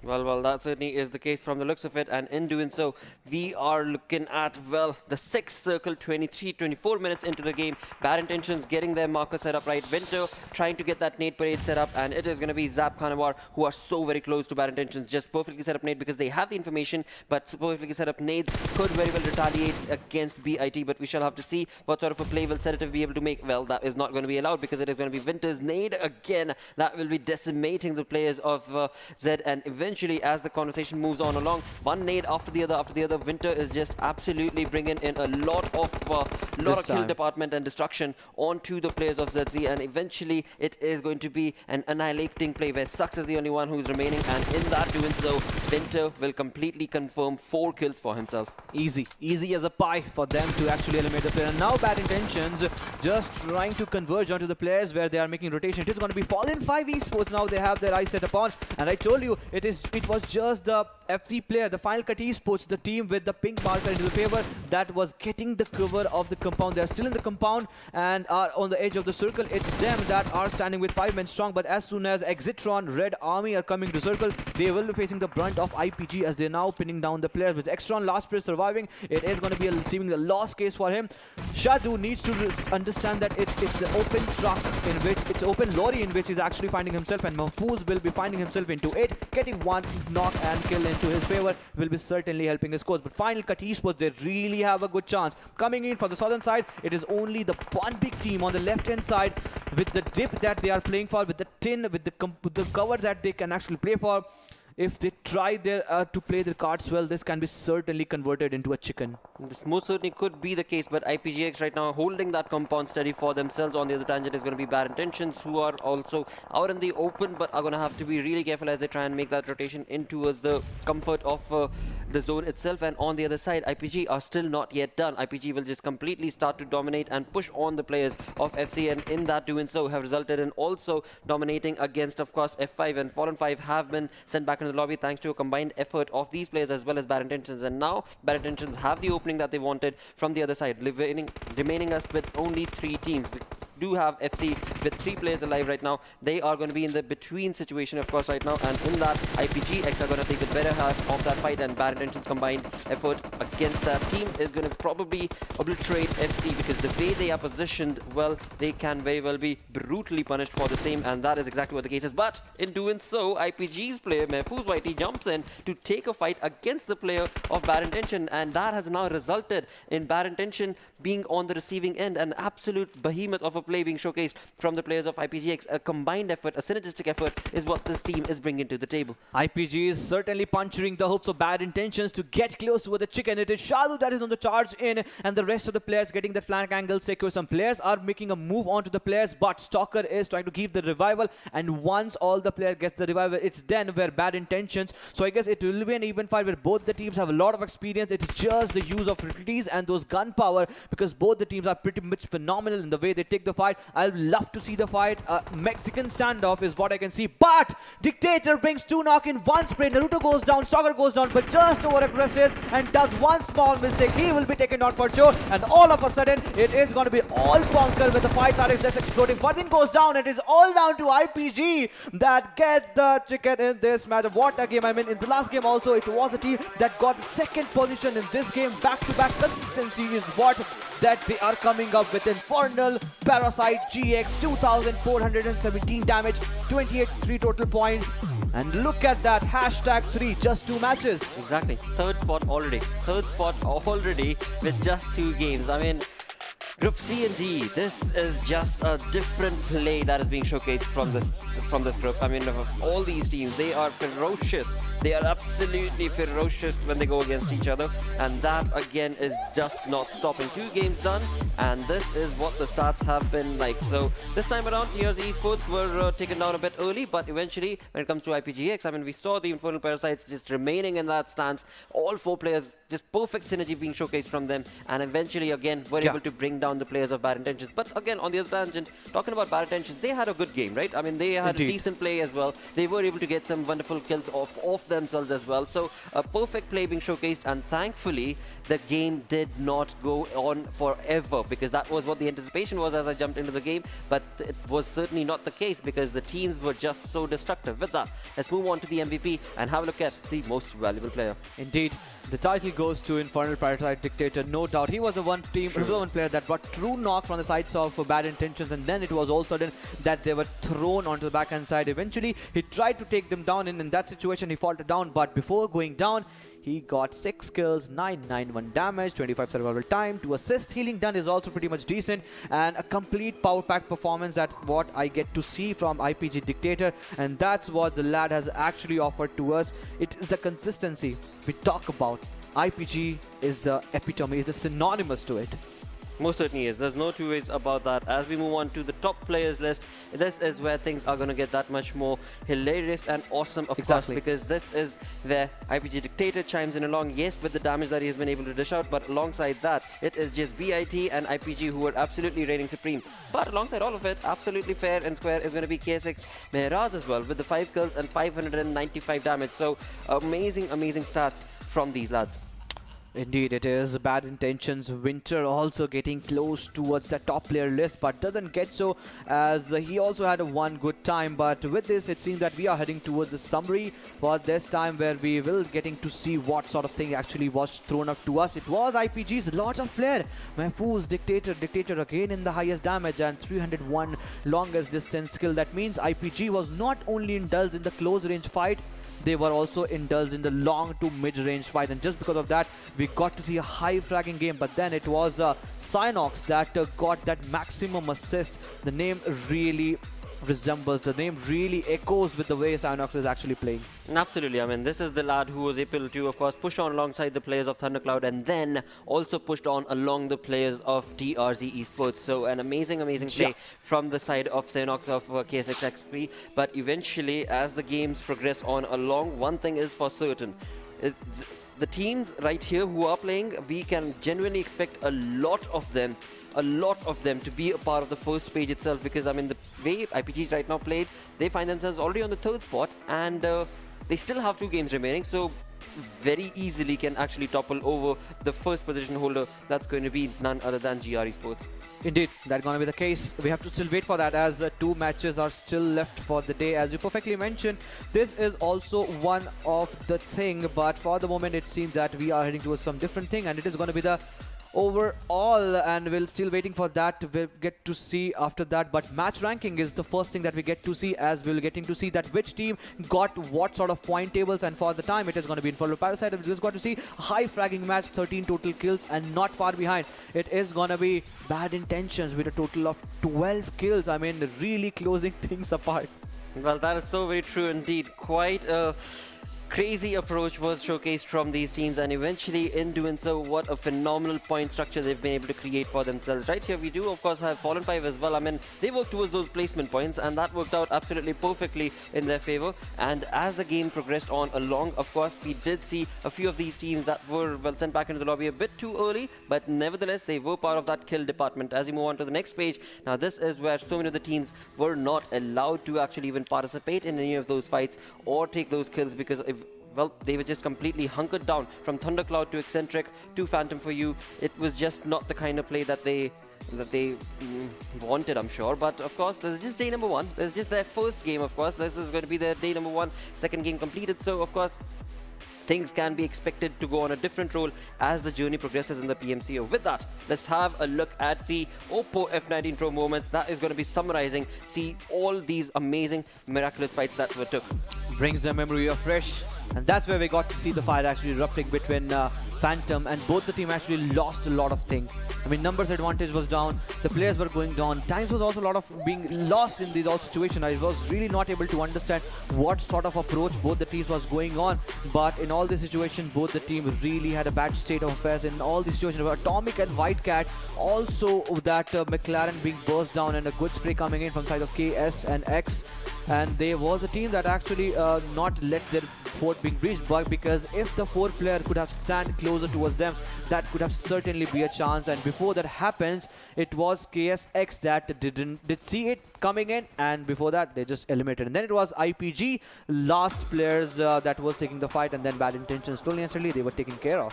Well, what a play, of course, that was showcased, and it was Dictator's push that made it so for the side of IPGX. But eventually, as we move on to the overall ranking, this is where we clearly see 2 games, and IPG find themselves on the 3rd spot with 50 points already. I mean, they need just 3 more points to cross over Martyrs Epsilon, and they've got 2 games left. So that's, of course, the child's play for this team. But eventually, as the conversation moves on down through the list, it is going to be Bad Intentions who find themselves on the 8th spot this time around. And again, the kind of play that was showcased from the side of TRZ Esports, TRZ has been brought down to the 2nd page from the looks of it.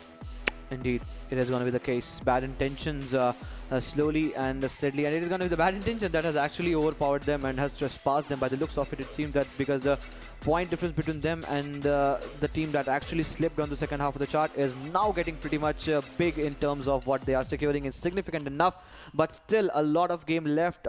Just halfway we are down to the line, because all of us know the 4 games for the day, halfway down the line. Erangel and Miramar done. Sanhok is going to be the next one, and in that I guess most of the team will be trying to make a maneuver. But I'm really waiting the observers to actually produce the 2nd page of the list, where we get to see 19 to 16 teams. Gremlin Storms looking at the strong at this moment.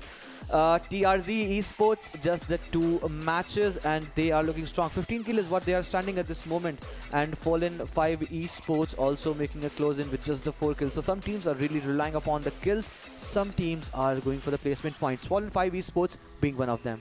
Absolutely, and as the journey progresses on towards the 3rd page of this overall ranking, we shall have a look at how sort of a play has been created in the 2 games that these teams have made. And this is looking close. Again, this is looking very close. From the 17th position starting off at 13 points to 24th position sitting at 9 points. So very much doable. Of course, one game that could and will most certainly be changing a lot of placements for these teams. But in all of that, it is still going to be a lot more that can be anticipated from the teams that are sitting at the 4th page of this overall ranking, and those are the teams that do massively need to find a bit of a play that they can make to be able to create a game for themselves. Because right here we can see Thundercloud, that is on the 32nd position. Final Touch did not even participate, or were not sadly able to chime in along into the 2nd game. Thus it says only 1 game that they've been able to play and get that 2 points. So a lot more is what they will have to showcase to be a part of this entire saga.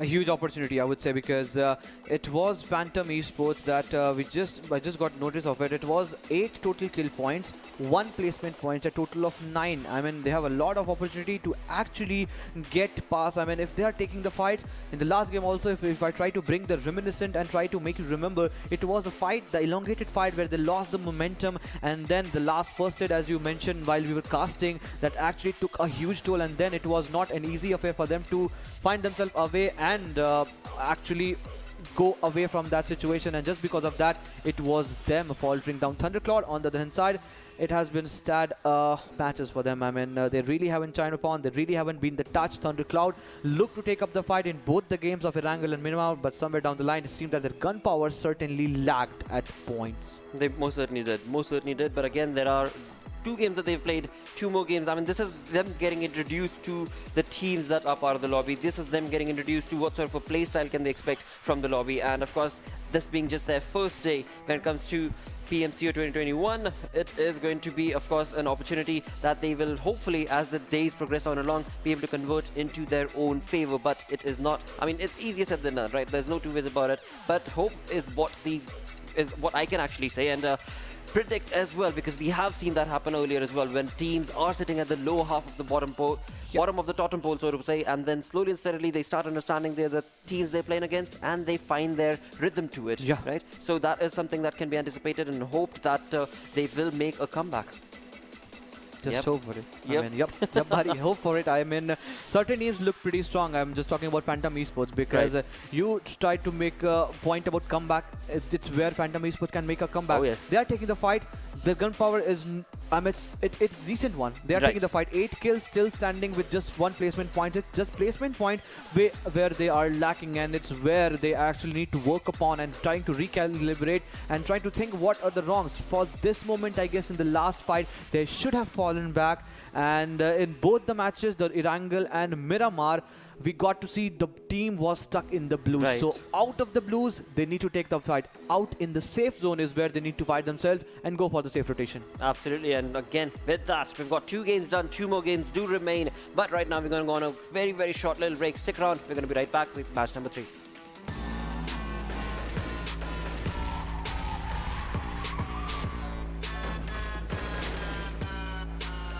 Here we go now.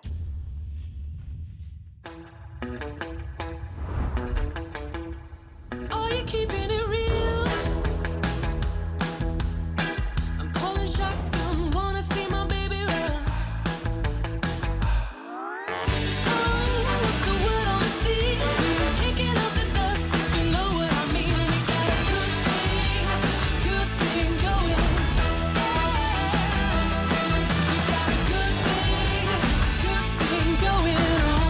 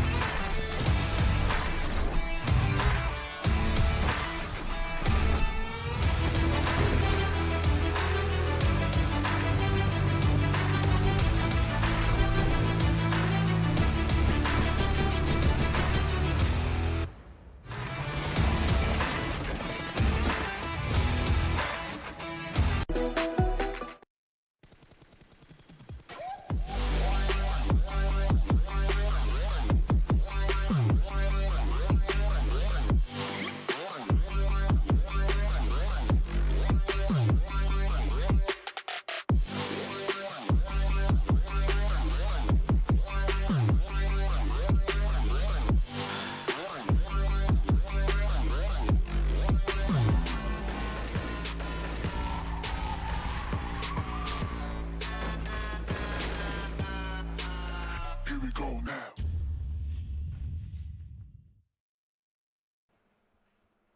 Hello and welcome once again to PUBG Mobile Club Open 2021. This is the Bangladesh region. Day number 2 is where we're at, and in that doing so, we've got 2 games done, and now it is time to jump into the arena with third game of the day, which of course is going to be on Sanhok. And in that, it is a very aggressive stance is hoping. Exactly. Because again, the teams, the way that Group C and D have been playing have been absolutely phenomenal, and the points that they've been able to accumulate one after the other game has been absolutely destructive to Group A and B. And I can only, say that when it comes to the performance that, of course, IPG right now showcased, it is probable that this team will be moving on to the top of the leaderboard by the end of the day.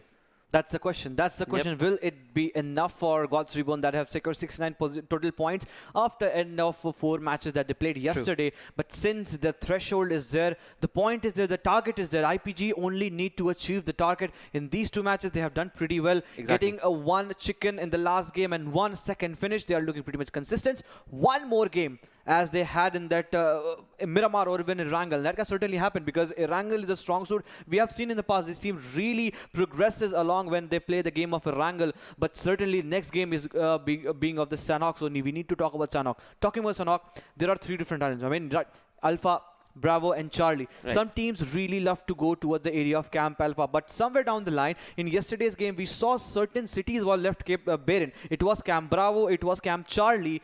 Since A and B didn't really show any sort of interest, I would say, in going to the same area.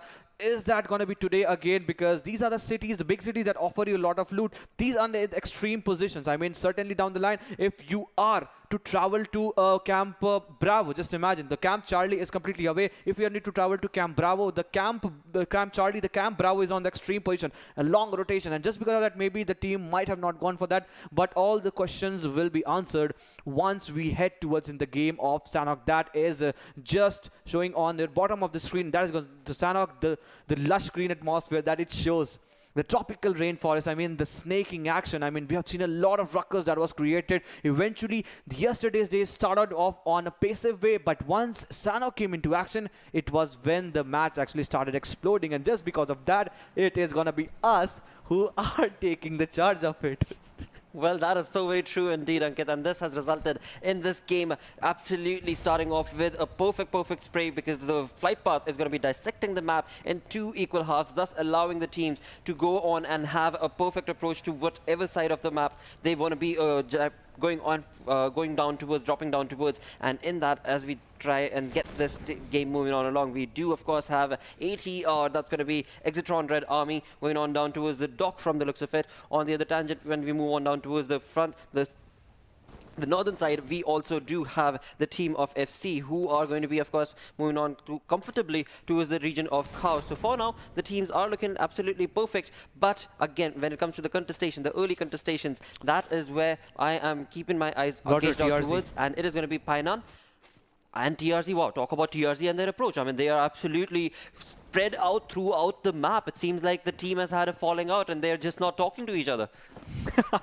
Might be the case, but certainly the fight has erupted onto the Docks Island. And in yesterday's game, I talked about in the pre-game segment, these extreme corners, these Mongnais, Camp Bravo, still barren, but certainly some team have showed now interest to go down towards the area of Cave and Docks, where it is going to be LO, that is of Limit Over, crossing their angle against ATR, that is going to be of Exitron Red Army. Certainly look good at the moment, but one team, I guess, again has missed the lobby.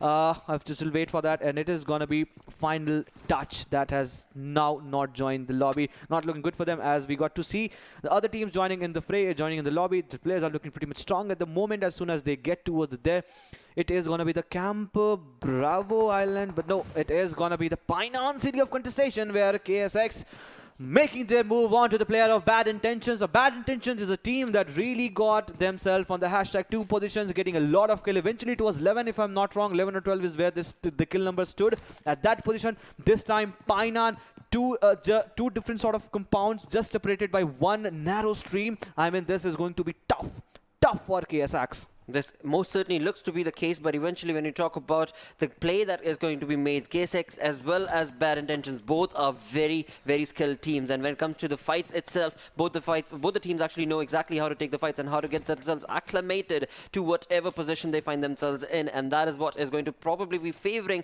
the way that these teams are going to be pushing on along against each other. The fight has finally started off, and it is going to be none other than Bad Intentions who have taken Demon down from the side of KSX. And in that doing so, it is going to be Bad Intentions who will try and push along, but it is of course Sanhok who has a perfect approach. On top of that, well, as soon as he dropped down, he has given away Naruto the opportunity to push on alongside the flank angle and will certainly be terrorizing the team of KSX, but we shall have to see if that will be the case or not. But as the game progresses on along, as of now, this is going to be absolutely perfect play, because indeed Bad Intentions have also been taking a knock for themselves. Bad Intentions Winter finally gets another player, that's going to be Demon as well. And as the conversation moves on along, KSX have already got 3 of their players down. This is not looking good, with only one final player remaining, that's going to be Ifti. What exactly is he going to be bringing to the table to be able to compromise this entire approach? Bad Intentions player Naruto is down, but of course the revival will be made, and eventually when it comes down to the play that is being created from the side of Naruto and the likes, Winter and the likes,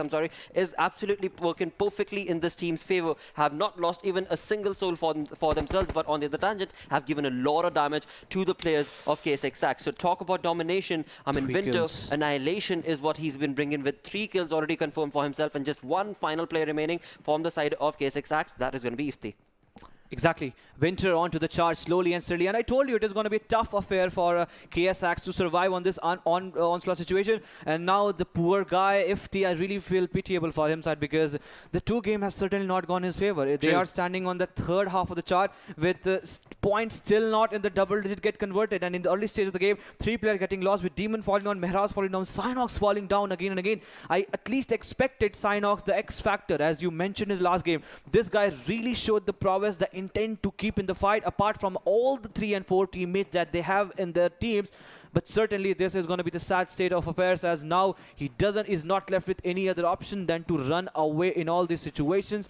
And this is the reason that they are hunting him down, as now Bad Intentions Winter, and it seems that now Winter is on the charge, and Winter is looking to take everyone down, at least clear its own proximity. And Painan has been successfully covered by Bad Intentions and conquered, is what I really wanted to say. But Bad Intentions is looking short at the moment. But in the area of boot camp, it is gonna be Phantom.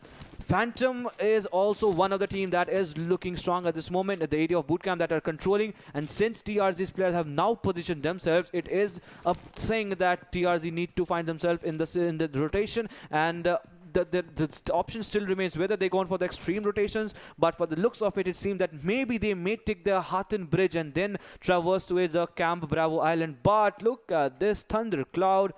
The emotes are being thrown. Having a fun time. Having a fun time is what this is. Absolutely perfect. TC, Thundercloud know how to enjoy a game. This is just absolute perfect. You need moments like this. And this is where, of course, Paradise Resort is theirs. And that is what you do exactly when you're at the resort. You just chill around and absolutely have a gala fun time. And that is exactly what the team of Thundercloud is showcasing us with these perfectly set up emotes and positions that they've been able to create for themselves. I wanted it more. I really wanted it more. But this is the lush green atmosphere, the ecosystem that is offered by this beautiful Sanhok. We get to see the Camp Alpha Bravo, and there we go again, one more time. But no, observers are pretty much jealous of us. Well, again, there's only so much of dancing approach that can be showcased when it comes down to PUBG Mobile, because after all, the action is in the fight. And when it comes to the fight, well, again, it could very well be a fight against the blue zone itself, and that is what, of course, Fallen 5's daddy is going to be facing for the moment, as the zone is almost 600 meters away. And he, of course, for the moment is not looking too good. And as he makes that rotation, it is going to be Eccentric that is probably going to be finding daddy in the open, and will probably and hopefully should be able to actually convert this into a kill, but they're not. Both of them are not. Daddy also, of course, should have been able to spot that player, but did not decide to and take that knock. And eventually, it is Eccentric who will take that kill and will, of course, be converting that into the first point for themselves in this game. Indeed, this Eccentric looking strong at this moment, and the players are pretty much in the blues. And since they have gotten one knock getting secured in the kill, that's where the 1 point is awarded to you, and that we talk about most often. And Eccentric is certainly very much looking good at this moment in terms of the kill that is secured in the 7 minute 30 seconds of the game, and the rest of the teammates are also looking slowly and steadily to go over. Limit Over is the team that we have on our TV screens for the moment. Igniter, unfortunate moment is where he has been stuck for the time, and that's where he has been sent to the lobby with Blaze and Siam and Nitrogen coming into the fray. It is going to be a tough affair for Nitrogen. The other teams should push against Nitrogen, but for the moment the question still remains, where is going to be the circle forming up, because same sort of circle we have seen multiple times, and this time it is the time where circle will still forming with the close to bootcamp as its center, and the radius around the circumference is where the circle will be forming. And in that doing so, TRZ will now have to make a decision. They are still in a dilemma. If we have to look at the stance, they're still in a dilemma whether circle might come towards the camp alpha, but from my side it seems that that is gonna be lost case. It most certainly could be, because after all, when it comes to the proportion of it, most of it is on the main island itself. But on the other tangent, talking about KSP's final player, Ifthi, he has been stuck on that same exact spot for quite some time. So for now, he's not even wanting to move. And again, when it comes to his positioning, can completely understand, because after all, his teammates have been faltered down and he's the only final player surviving. And as long as there's no other team around him, to contest that area, it is going to be his slow low-key approach. But on the other tangent, talk about slow low-key approach, it is Eccentric running in the open and will certainly be well punished for that. No two ways about it. They have to be punished for that. Slapped. And it is Fallen 5 who get that knock and kill confirmed for themselves. And now Eccentric find themselves in a bit of a tricky affair where all the players were running pretty much simultaneously together, have given away the information, and this is where things can get absolutely dismal for this team. Boom, but no damage, and that's what I expect. The ruckus is what all I need. The chaos is what all I need, and just because of that, it is Zeus OP from Fallen 5 Esports that is making strong. But I guess they should have waited patiently. I'm talking about Fallen 5 for next 5 or 6 seconds, just in order to come close all of the players, and that could have been the moment where they could have gotten more and more kills from the sides. But for the moment, it is gonna be the players of Eccentric Infinity that are going for the flank angle. Some players have actually dropped down and are in the waters, and is this a good move? Is this a good move? That's the question, because what I can see from the looks of it is that Fallen 5 are in a complete fan out approach. Some players are holding the important ridge, important cliff. I'm talking about Lune's position, and from that position he is gathering a lot of info. From there he's getting to see all the players that are holding behind these destructive cubes, and some players which have actually fallen themselves into the oceans, into the streams, they are also being spotted down. That means they have got their locations revealed, and more importantly, Loki and other teammates, they have some good characters. I really like the hairstyle, but certainly the helmet is not on. Well, again, there's absolutely nothing that is left for Loki right now. And eventually, again, in terms of the utilities, in terms of the health kits, there's absolutely bandages, absolutely nothing whatsoever working in his favor. But on the other tangent, you have to commend the players of Fallen 5. They are also outside the zone, but they are just kill hungry. They're just waiting patiently because they know that there is a team right here, and they do not want to let go of that team, and do not want to let go of those kills. And on the other tangent, it is now sadly Eccentric, being so very greedy, have been punished from the side of ATR, and Sweet Love is the one bringing in that lovely perfect spray and taking down the players. This is what is the game of PUBG. Indeed, it is a lot of third-party situation. I mean, this was preempted. This was bound to happen. Any fight that gets elongated for more than 5 or 6 minutes, it is an invitation. It's a sheer invitation, a sweet invitation for each one in the lobby to actually jump to the spot and just get the better half of it. And this time, it is going to be... Obviously, the Exitron Red Army, the players are slowly and steadily moving in. With that one gal getting secured, look how quickly and wisely they have now moved towards some different directions. Absolutely, and that is something that, of course, these players are working towards to get those kills confirmed for themselves. Eccentric as well as Fallen 5. Zeus right here maintain that position for a long time, but for how long we will have to see as they are outside the zone, inside the arena itself. To talk about the circle, we still do have Ifti maintaining that exact same position, even though he is now being surrounded by another team in towards the boot camp itself. But of course, the circle is the zone, of course, is going to be once again shifting, and that will be working in perfect synchronized favor for so many of these teams. The only few who find themselves outside is going to be IPGX, who are going to be making that rotation, along with which TRZ's players are also providing the exact same factor. Now, Eccentric finally have decided to make a perfect spray and move on along to get into the zone, but that is not going to be allowed because Zeus right here is absolutely prepared, and a nade coming in is not going to allow him to get any of those kills confirmed. What a play. Alcoholic, just the perfect approach. I mean, that was just the way that it needed to be played out, because it was just almost like a bait that Loki created for Zeus. And finally, when the Zeus took the bait, it was, of course, this player, Alcohol right here, who was able to completely bring in that absolute perfect nade. And there we go. Finally, patience has helped this team and has resulted in getting that 2 points for themselves. And now they are going to have to get all the way 800 meters away into the zone. 3 first aid, 20 bandages for Alcohol, and the second player Loki, he certainly has 1 first aid that I just noticed. 800 meter, it seems that it is going to be enough since it's the third circle and it is yet to about to start since the Blues are approaching towards them. But the live rank standings shows that each and every team that has joined earlier in this game and in the early stage of the game are still present in this lobby, with the Eccentric Infinities player now slowly and steadily moving towards the circle. It is going to be a good approach for themselves as they now find themselves not certainly in a good spot, but they will be hoping that they will be making an entry. But on the other hand side, it is going to be Rex that are now punishing the players of a limit over as they have now gone down, and it seems perfect at this moment for each of the other team. Yep, it is going to be the perfect approach that the teams are coming up to. But limit over, as we were just talking about Igniter this moment ago, we saw him being pinned down, and now it is going to be a time where Rex are actually pinning him down. So a team that have actually impressed me in terms of the gunpowder that they actually hold, they have on their back is the one that has been pinned down and are getting the better half of it. But T-Rex, STFU bot, is making sure that once the player are spotted in the open, dude, just don't make that one mistake one more time to find yourself in the open position, because you have already been spotted down. The crosshair is just hovering around your head. But does Blaze have the slightest of this idea? We have, but it seems limit over players don't have.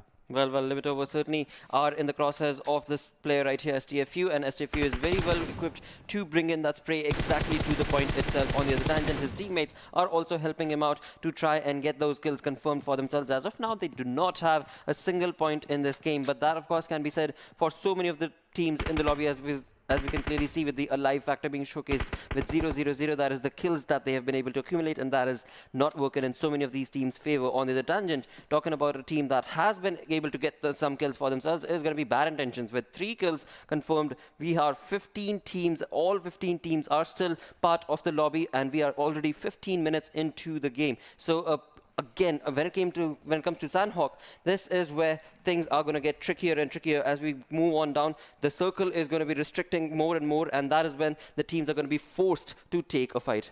Definitely it is, until unless, but in the open, where none of the team have actually made a congestion, the traffic is not available, is where we get to see the circle actually making its way. And in all these situations, it is going to be the Phantom 5 noob that will be getting a safe entry. Rex onto the western side is sitting completely strong at this moment, but Limit Over is also one of the teams that will be getting the better half of the zone shift, and lot of team that will be out of the circle.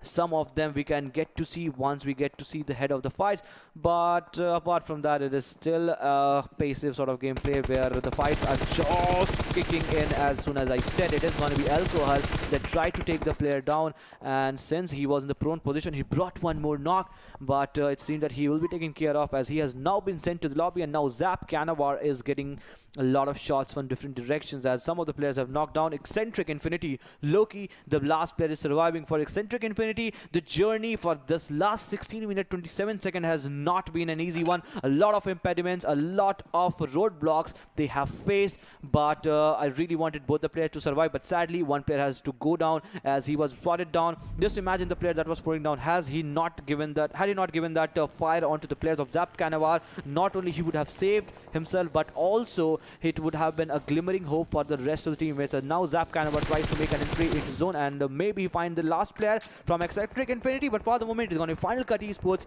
that are finally going into the circle. A 180 meter, an open push. They need to make sure that it's going to be Phantom 4 that is just waiting for them. It most certainly is Phantom for you that is waiting for them, but as they make that rotation and that push, it is looking absolutely perfectly spread out and could very well work in this team's favor. But Final Cut, are they prepared to bring in the onslaught to the players of Phantom for you is the conversation. For now, the nades are being spread on across, but absolutely not cooked, is going to be resulting in not damage, of course, but a lot of information will be given away on the other tangent. It is Phantom for you who have now taken a shot against the players of of course, this team, and eventually when it comes down to the spray that of course this team was hoping for, Final Cut has not sadly been able to get that delivery done, and with one player dropped, another player sent back into lobby, this team of Final Cut has been brought down to just a two-man squad. Indeed it is, thanks to the onslaught that has come in from the side of Phantom. And in all these fights, it was one team that just got the better half of it. They were not looking in any position. Final Cut Esports, they didn't use the utilities. They used the utilities when they were pretty much close to where Phantom are actually positioned. And that was not supposed to be the case. In all these situations, it is going to be IPG. The team that got the chicken got eliminated with just 1 point. Well, that was not anticipated. That was certainly not the kind of result that anyone could have predicted as well. But on the other tangent, we are still remain with 13 teams alive, 18 minutes in this game of Sanhok. What a passive approach play is being showcased right here. But the circle is slowly and steadily forcing these teams to take on a fight, as is being showcased from the kill feed itself. The Final Cut has been able to take down another player of Phantom for you, but eventually Final Cut will of course be third-partied, and it was none other than Limitover who will be sending them back into the lobby. And Limitover now take on the reins that Final Cut were trying against the players of Phantom for you, but eventually it is going to be Phantom for you's one final player remaining. That is going to be right here on our screens, HRXOP. Indeed, HRX is making that X factor from his player and from his teammates, and he really need to play it strong to make a way and headway into the zone, because where he must be heading towards, it's where obviously teams like Bad Intentions are already positioned, and already teams like Rex are already positioned, and in all situations it is not going to be an easy task, as now Exitron, Red Army, Sweet Love, once in a moment ago, a while back, we saw this man down to its knees, and when he is now just on his legs, he is trying to put down the players, but Smokes is what he's deploying for the moment, and it seems that yes, he will be going for the central circle approach, and they have to, because at the end of the day, it is not the amount of damage that the team can actually afford to take onto their body, and just because of that, Sweet Love, just because he was brought down to slow sliver of an HP, he has been taken down, and T-Rex Skeleton are picking and choosing the players and are eliminating, getting 1 kill by the number. All the situation, Fallen 5 Esports again eliminated. Well, what a play this is turning out to be. 11 teams still remain, 20 minutes in the game. We are now facing with ATR, who is going to be trying to take on this perfect compound that is in control of course, Zap. But eventually, will Zap Canavar be able to bring in that sort of a restrictive play against this ATR approach, where Error is trying his level best, but eventually it is going to be, again, T-Rex chiming in, and T-Rex slowly but surely are taking in a lot of those kills for themselves, because the compound is working as their perfect defense. On the other tangent, Eccentric players also lose their life, and now it is going to be T-Rex taking on an onslaught to the face of Bad Intentions, where Bad Intentions are also a 4-man strong army, but exactly when they try and make that rotation out in the open is when they will be caught off guard, and it is none other than Senior, who was trying his level best, sadly was not able to bring in a kill, but yes, finally he's been able to allow him to do that, and Winter will be lost to the cause, and T-Rex will get that kill. So eventually, when it comes down to T-Rex, a wonderful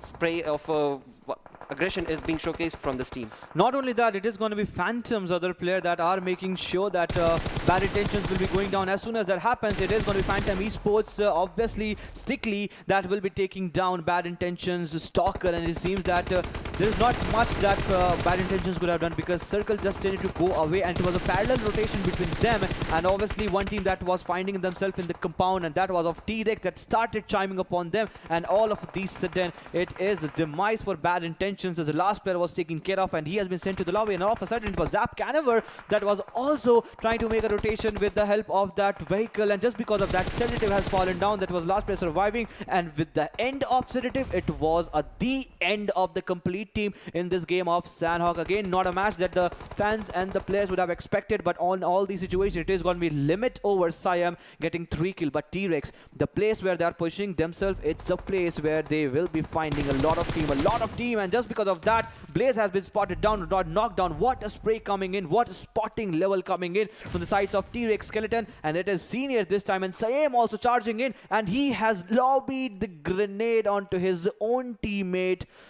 Okay, this is not looking good for them. I mean, you can really go all haywire, but just this is not the one thing that you want to be. Man, this should be the last thing on your priority list, not even on the last.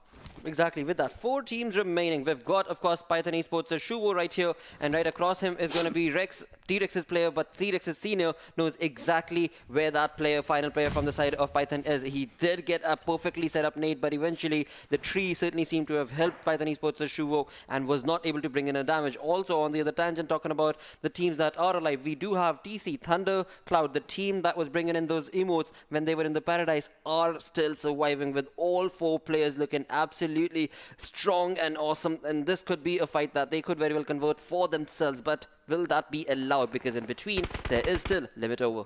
Indeed it is, and in all the situation it is going to be one team that is surviving in the middle, but it seems that it is going to be a day end for most of the team, as RVs we are heading toward the last stage of the game, and it is T-Rex Senior that is punishing the player from the backhand side, but Sam takes everything in his charge and says no to the opponent team. But Thundercloud, it is going to be surprise Evi, pretty much close where LO team.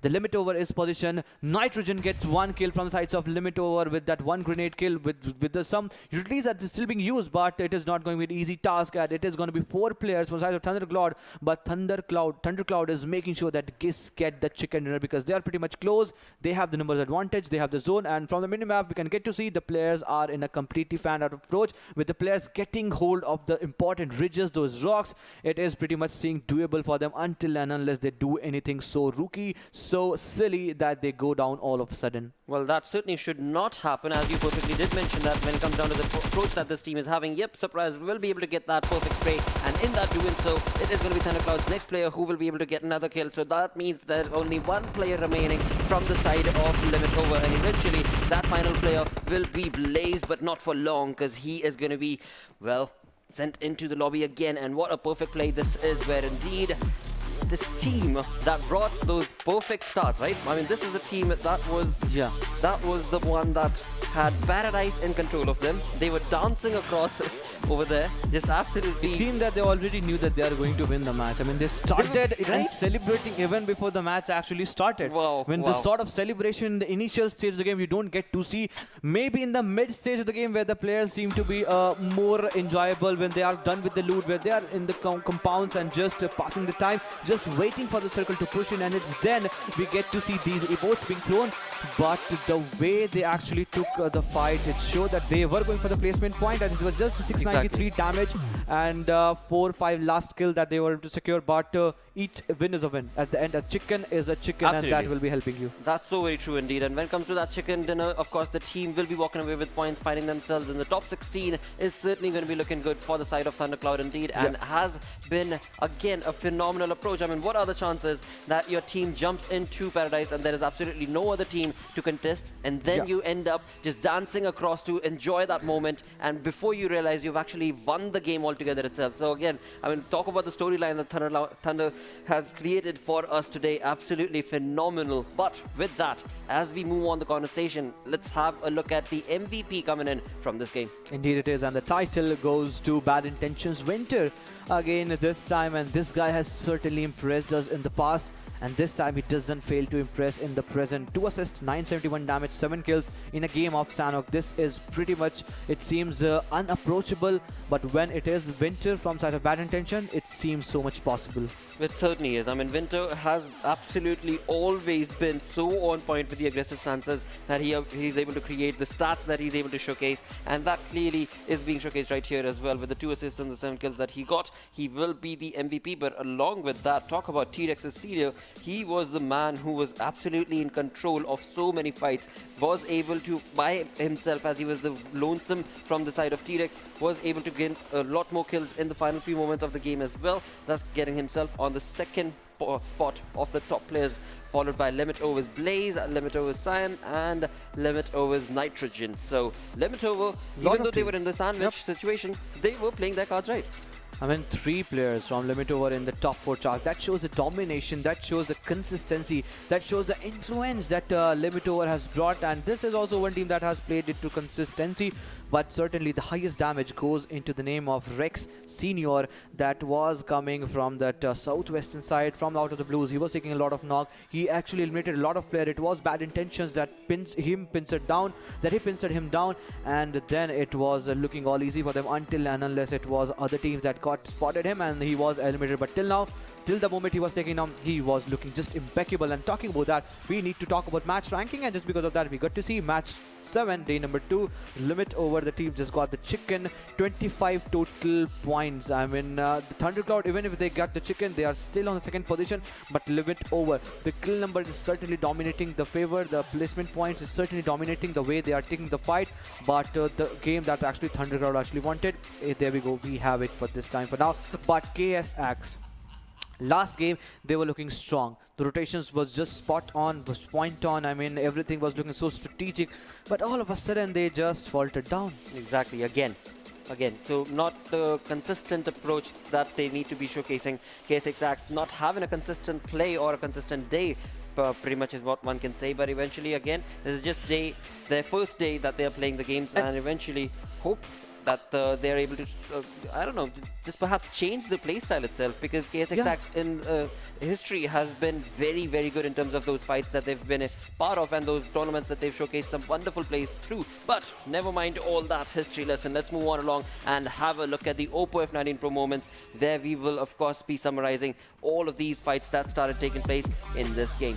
And that started things off in this 3-minute early stage of the game, where we got to see player 1 making formation, and it was 3 minutes 30 seconds where the fight actually erupted in the area of Pine, and with bad intentions, VANGCHUR was just charging in, and then we got to see those important moments and these juggernauts being thrown. The players were really looking nice. They were burning the calories, not only with just the playing approach, but they were also dancing, and slowly and steadily. It was eccentric Infinity that was trying to make an entry into zone, but was fallen in trap of a Fallen 5 Esports. And then it was, as we mentioned in that casting duration, that the player was just lured and he just got the better half of himself. And then it was TRZ's player that was pretty much on the receiving end. T-Rex Skeleton coming out from the blues. He took down a lot of players. We got to see lost Limit Over players being pulled down, but then it was Thundercloud that reigned supreme. It certainly did. I mean, Thundercloud was so very much wanting to get that chicken dinner by the end of it, because they had the numbers advantage working in their favor, along with all the loot that we saw that was theirs for the taking as well. Now, with that, moving on to the overall ranking,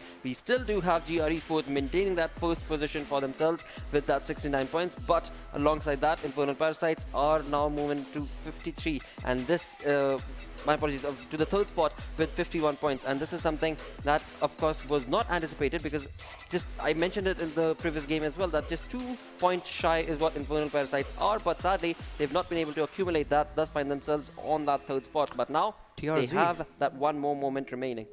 TRZ, the team that actually shoved off in the early stage of the game, the lad that actually blasted in the early stage of the game of the Erangel, the first game of this PMCO for them, have now slipped on the 11th position, and certainly not the way they wanted to, but still 1 game left. The lead is not pretty much, 35 is where they're standing, and just the 4-5 point difference is where the last team from the 8th position is standing. A pretty much doable task as far as TRZ's Esports mettle and consistency is concerned, and watch what they are able to do. So talking about all these things, we need to to also talk about teams like Eccentric Infinity. Team also did falter down, and certain teams like Zap Canavar. Somewhere down the line, Zap Canavar was going for the placement points, did successful rotation. Kill is where that they are faltering down. Kill number is where the things are haunting them.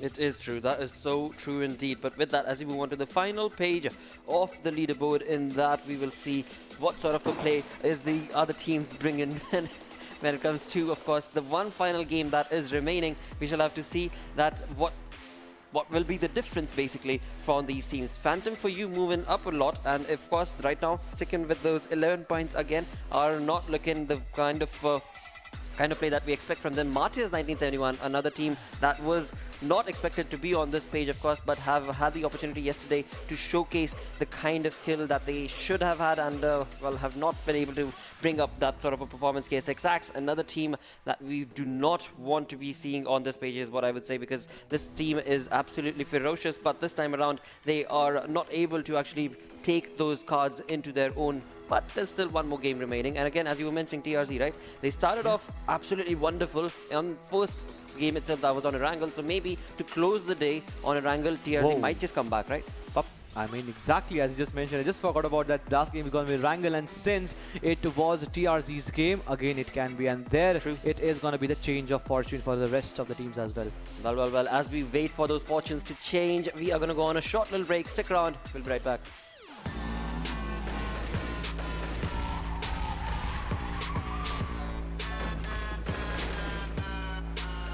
Here we go now.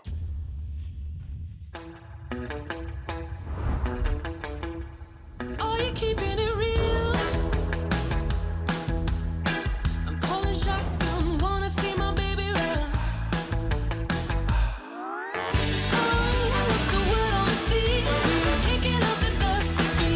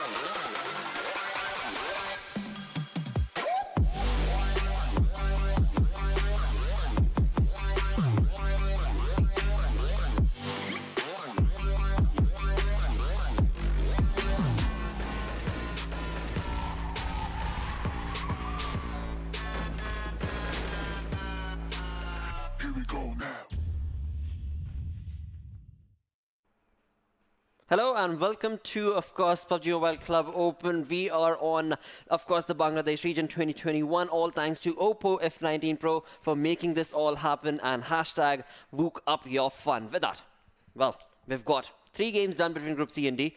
Amazing plays is being showcased right here. Infernal Parasites 2, TRZ Esports 2, Bad Intentions. These teams are absolutely decimating one game after the other. Thundercloud unknowingly jumping into the action as well. Limit Over with amazing skills that they were able to get. So beautiful turnover wins. Let's find out what the final game has in store for us. Exactly, and as you mentioned, I will strictly have my eyes set upon TRZ's performance, because this team actually started the days off with a lot of explosion. In the one fun game that they played, they were straight on the hashtag 8th position, and then we have seen the drop. A drop that really we didn't preempt, the drop that really players didn't preempt, they really didn't want, but that's what the randomness game brings in, and because of that, they are getting to see the flight path already on its way from the area of Lipovka northern side and jumping towards that western side of the map.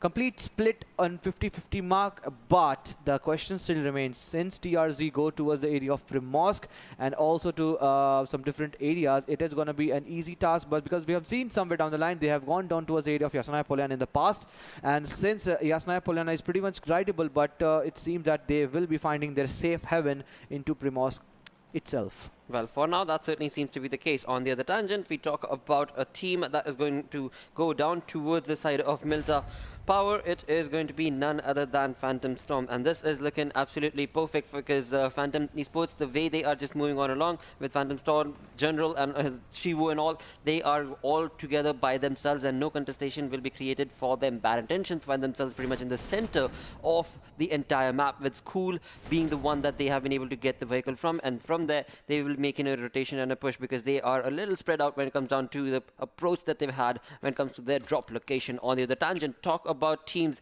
that seem to be going down towards the military base. It is IR that I'm keeping my eyes out towards. IR is going to south of farm, but will they be trying to cross over to get down to the military base? We shall have to keep an eye out towards. On the other tangent, as Ankit was mentioning, TRZ of course are going to be going down towards their known location of Primorsk and are going to be very comfortable on that, but Georgia Pole is where things are going to get a bit sinister because we do have a couple of teams actually that are jumping into that arena, and that is where things can get absolutely crazy. And Zap Canaver have gotten themselves in a bit of a disarray when it comes down to the players. They have 2 of their players falling back and 2 of the players actually moving on into the zone itself, and Zap, there we go, we can clearly see, are taking on a fight as well, and the team that is going to be on the receiving end perhaps is going to be eccentric. We shall have to see what team. No, it is actually Limit Over that is on to the receiving end. T-Rex on the other end is also taking a fight. Oosh.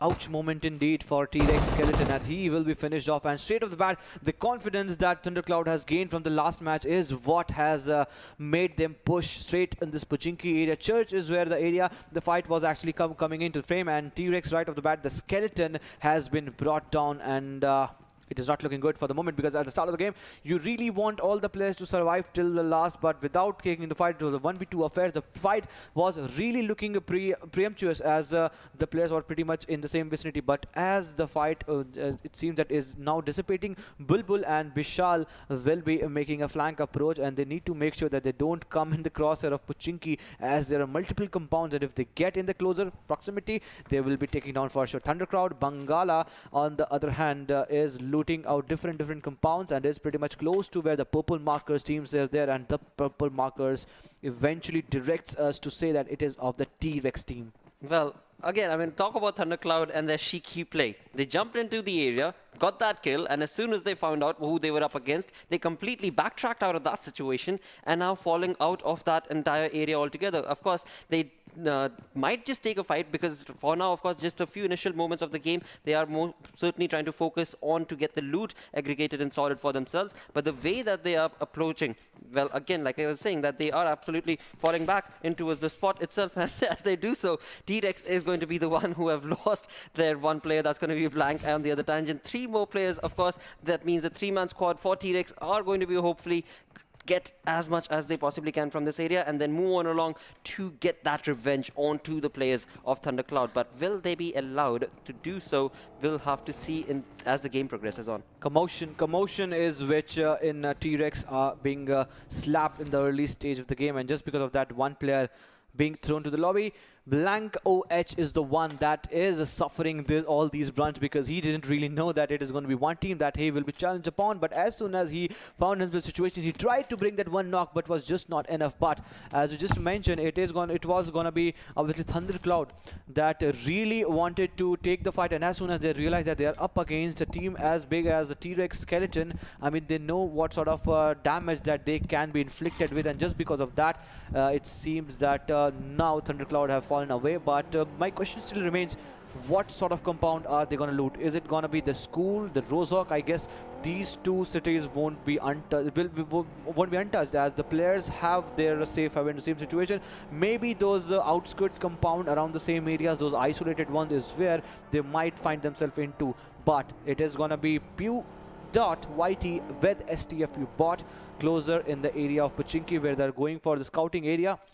And for the moment, it seems that, yes, Thundercloud has gone towards the northern side of Pachinki where they have a lot of isolated compound, but still get not a decent loot, but still a loot where you can fight yourself and in which you can win. But Zarki is where Eccentric Infinity has dropped down, and in the closer by vicinity, it is going to be the Northern Georgia Pool where we have limit over teams presently present, and then it is going to be Georgia Pool. Zap Canover, as you have perfectly spotted down in the early stage of the game. There's one more team that is gonna be of that green color team. I'm still not able to figure it out which team is actually present, but let's talk about the team that is on the military base island. It is going to be obviously Exitron Red Army, Novorapnoy. It is obviously of FC, that is a Final Cut Esports on the military base island. TRZ again finding a safe haven, and these sort of circles actually is where TRZ goes for the late rotation and late approach. And we can see from the looks of it, the player are really enjoying the loot, and as soon as the circle shifts away, even if the circle comes to the lab, that is one thing, but it seems that they will be going for the late rotation onto the other hand side. The northern side around the shooting range and the Yasnaya military mansion shelter, and on the eastern side of the map is completely left barren.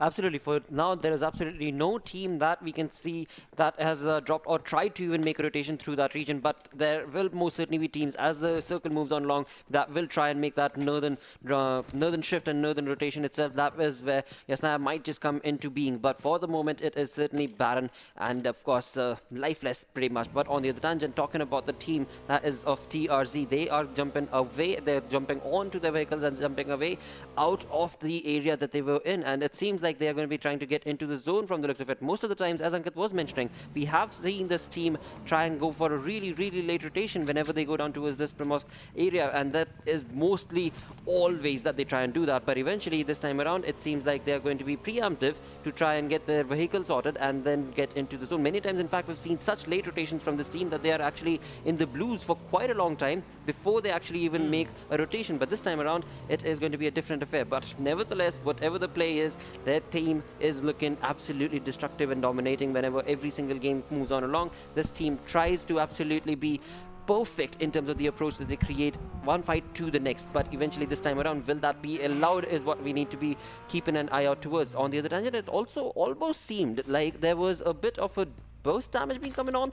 Where exactly was that from? I'm not entirely sure, but we clearly did see that when it came down to the vehicle that TRZ's players were in, there was a bit of a shooting that they had to go through from the left hand side, but we are yet to figure out what that was. I am not entirely sure how that could be, but nevertheless, as we move on along, it is going to be Team IR on our screens with those beautiful looking McLarens and the buggies. They are going to be perfectly getting themselves segregated and looted on across, and having done so, now they find themselves in the vicinity of Python as well as Bad Intentions, and this is a moment where the fights are certainly going to start taking on the other tangent of the map altogether. It is, of course, once again Thundercloud taking on another fight, and again it is going to be Python trying to take the fight all to themselves, and this is a sandwich situation that Team IR have rotated into. Raka needs to bring at least one knock onto Phantom Esports, else this push is inevitable. They will be pushing for sure, as Phantom Esports, by the looks of it and with the aggression they play, they are going to be certainly pushing, and it seems that my word are certainly coming sure. 3 players completely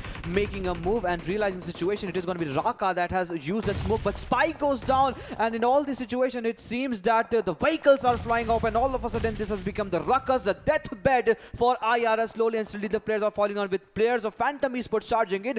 I mean, this is looking so mesmeric for Phantom Esports, but certainly looking devastating for the fans and the players of for IR, as one more player is also being peppered down with a lot of bullets, but from smoke and still not able to take them player down. Storm is completely not knowing the fact that it is going to be one player from the side of IR that was hiding himself, with Shuvo coming in with that 100 HP coming into the favor, but he has fallen down. But for a moment, for the last 10 seconds, it has all been one team into the fight, but in all these situations, it is going to be bad intention that has come in and has eliminated IR. I mean, a lot of team coming in, and obviously the brain freeze moment.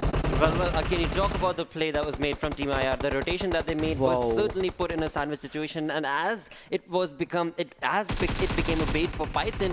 Now Python, even though they were able to get a little bit of skill department from the side of Team IR, eventually they lose to the cause of bad intention as well. And what a perfect spray and play this has turned out to be. But eventually, when it comes to the approach, it is going to be Phantom that is going to be losing their absolute lives, sadly. Indeed, but what a third party that Bad Intentions did. I mean, they are famous for this approach. They are infamous, I should rather say, because this is until not the teams actually want to. But now Thundercloud completely unaware of the fact, and since now Bulbul knows it, he tries to switch down with his DP, and realizing the fact that it was one that was approaching towards him, and he was ready to take the close fight, and just because of that, he switched the DP to AKM. But on the other hand side, it is going to be countered. That will be giving the counter fire. All these fights are happening onto the area of Potato Hill, where Bad Intentions really having a stronghold with counter trying to take one more knock. 6 kill is what Bad Intentions stating at the moment, and counter all of these situations is getting 2 kill. You remember the last game also, it was the area of Painan where they eliminated completely one squad in that game, and it was Winter that time. It is counter this time. That means the players, the lads are stepping up.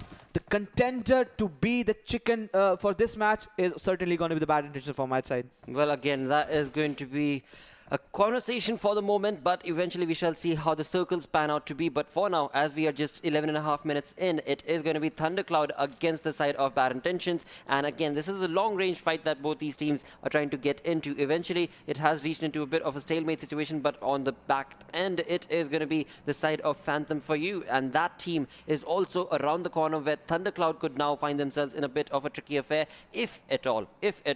Phantom for you decides to push on to this exact same location. For now, again, like I was just saying, it has turned into a bit of a stalemate situation, where being so far apart from the other opponent team, it is looking like Thundercloud. Bulbul is not wanting to take an opportunity and try and get that kill confirmed for himself, or try and make a push for themselves. They are just being very, very reserved, and that is okay. That is absolutely fine as well, because that is the kind of game style that we've seen Thundercloud play again. So that is nothing to be shying away from. But for now, of course, as we talk about other teams, we do also have drop coming in, the airdrop, which is going to be compromising of the light machine gun, the LMG MG3, and this is going to, of course, be a perfect spot for a team to take on. And that is, well, from the looks of it, it is going to be a team that will be, of course, driving exactly through towards that region, and it is going to be none other than Final Cut that might just stop and get that loot for themselves. Indeed, Final Cut Esports pretty much close to where the drop has actually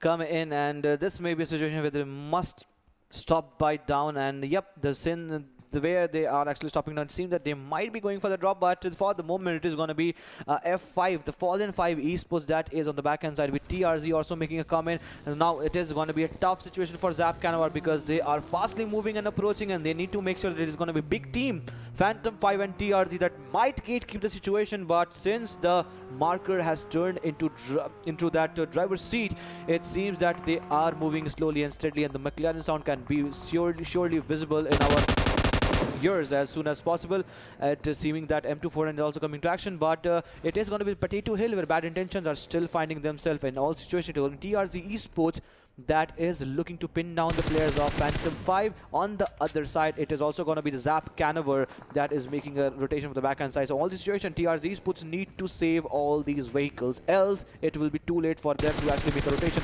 Frex has been spotted on by Mamba.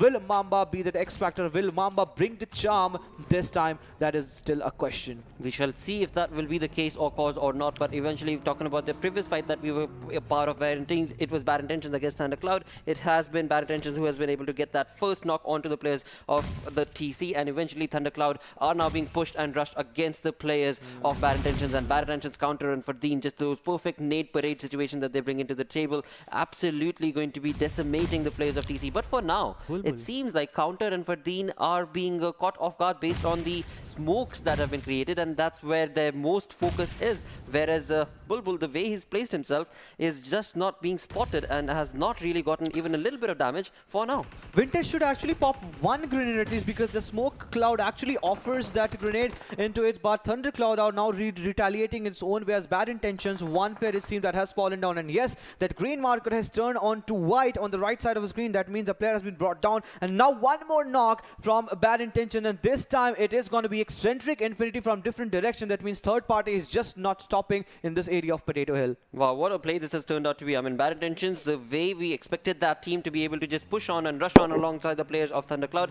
has not been the case indeed, and it has gone away from them, and now it is going to be, of course, up to the players Counter that is going to be right here to bring up his teammate and get that revival, and hopefully even take a fight if they will be allowed to do so. Eccentric making a rotation from that same exact region, but will Eccentric be stopping to take a fight against the players of Thundercloud or Bad Intention? No, they will not. And Thundercloud is very happy. No, they are going to actually... I was just about to say that Thundercloud is very happy because they are not spraying, but it seems like Vishal certainly did not like that and was trying to bring in a little bit more of a damage spray control over to that team, but eventually was not able to get any kill confirmed. But Winter has given away information to Winter, and Winter is now prepped in. Of course, that head has been popped, but eventually it will be the demise of Vishal, where he will be not looking too good.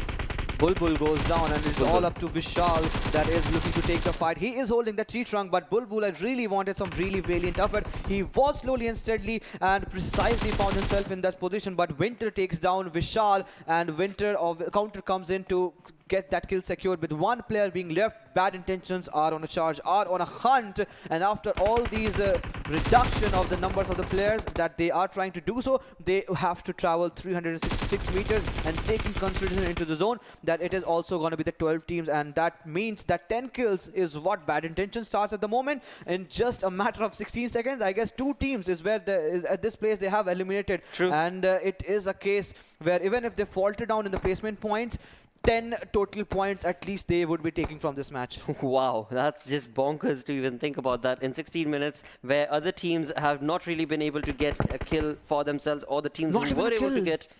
Exactly, the teams who No were one. able to get the kill have already been sent back into the lobby, and so finally the IPG is the team that gets started off with their first kill of the moment, and it is Bad Intentions who already are sitting on 10 kills. So amazing play, and showcased perfectly from the spray control that Bad Intentions have.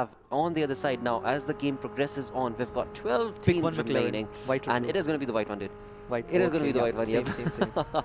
It's just the perfect looking thing, and of course the Tesla right next to it is an amazing electric Fiat, perfect, you know, natural, whatever, Technology, yep. environmentally, yeah. But eventually when it comes to the beauty of it, it has to be the McLaren, and as this team makes that rotation through the McLaren and the Teslas, they are going to find themselves exactly very close to limit over. Definitely limit over onto a back foot inside, because they are now being peppered down, and Exitron Red Army, if they take the fight, they really need to wrap it quick, because if they don't, they will be taken care of, because they are on the edge of the circle, and most players must be eyeing upon the situation. There is not a lot of cover. If we just talk about the situation where Maxless is just trying to take the fight from, they really do have those Teslas and McLarens to actually get the cover from, but before that they actually need to burst, and if they do, then their movement will be restricted. But for the moment, it is going to be after peppering some of the shots, they will be moving in on and on in the circle, as now Bad Intentions Counter is trying to take the fight with eliminating more and more players from sides of Eccentric Infinity. With all situation, it is going to be TCES that is also facing the brunt of all the situation, and they will be sent to the lobby, and we are heading towards this 19th minute to be more precise of this match, where we still have 11 teams alive and 40 players in the lobby. This is going to be hell of a match, where the complete circle is found in the open, where we don't have a lot of compound. It's just the isolated compound here or there, and that compound is so susceptible because it's just the ground floor, and that offers a multiple window, invites utilities if used to perfection. That can be a graveyard for them. Well, and all of that, Bad Intentions have been lost to the cause with 12 kills to them. Amazing play amazing turn of events for them eventually. But as we move on along, 10 teams remaining. Limit over, trying their level best to get a little bit of a kill started for themselves, but as of now have not been able to do so. Find themselves almost 150, 200 meters away from the zone, but there are so many teams around them that making the rotation also is not really going to be that easy. As of now, they are in the compound, and the house is certainly going to be favoring them in terms of defense, but as soon as they get away and outside, that is when things are going to get tricky, because we can clearly see ATR is sitting on top of that hill, just waiting for Limit Over to just get out, and as soon as they do, that is when ATR is certainly going to be absolutely creating ruckus for Limit Over, and that is the conversation between those two teams. But on the other tangent, as the game progresses on along, it is going to be Final Cut right here, who are going to be maybe bringing in a little bit of damage to his Eccentric's rotation. They have decided to do so, yes, a little though. Need to, because in order to get more and more points, in order to absurd their domination, this is the way to actually find themselves. But Eccentric Infinity is certainly not in a spot at this moment. With the grenades are being lobbed onto the players of Eccentric, it is gonna be Terror that is holding that extreme angle for the moment, and it is not looking good for them. Also, it is going to be Zap Canaver, two players being knocked off, sedative frags going down. That means a player needs the revival for sure, but Eccentric Infinity, the player are in a split situation. Terror can give a good advantage from where he's actually positioned, but from the backside we can see some raining grenade is already on its way, but he is just waiting passively onto the same angle, not giving an inch of sound cue, not giving a hint of sound clue for Zap Canaver. If he does, he will be taken care of, but it is gonna be obviously TRZ Esports on the northeastern side of this minimap. There we can get to see they are taking up the fight, where we can get to see they are indulging themselves into all these fights. But Zap Canaver, now the player have gotten the revival, but certainly they haven't got any kill in this match for sure. But TRZ Esports, they have been spotted on by Zap Canaver, and this is a good opportunity to actually pin down the player until and unless the circle tends to go away from them side, and then they go for the push.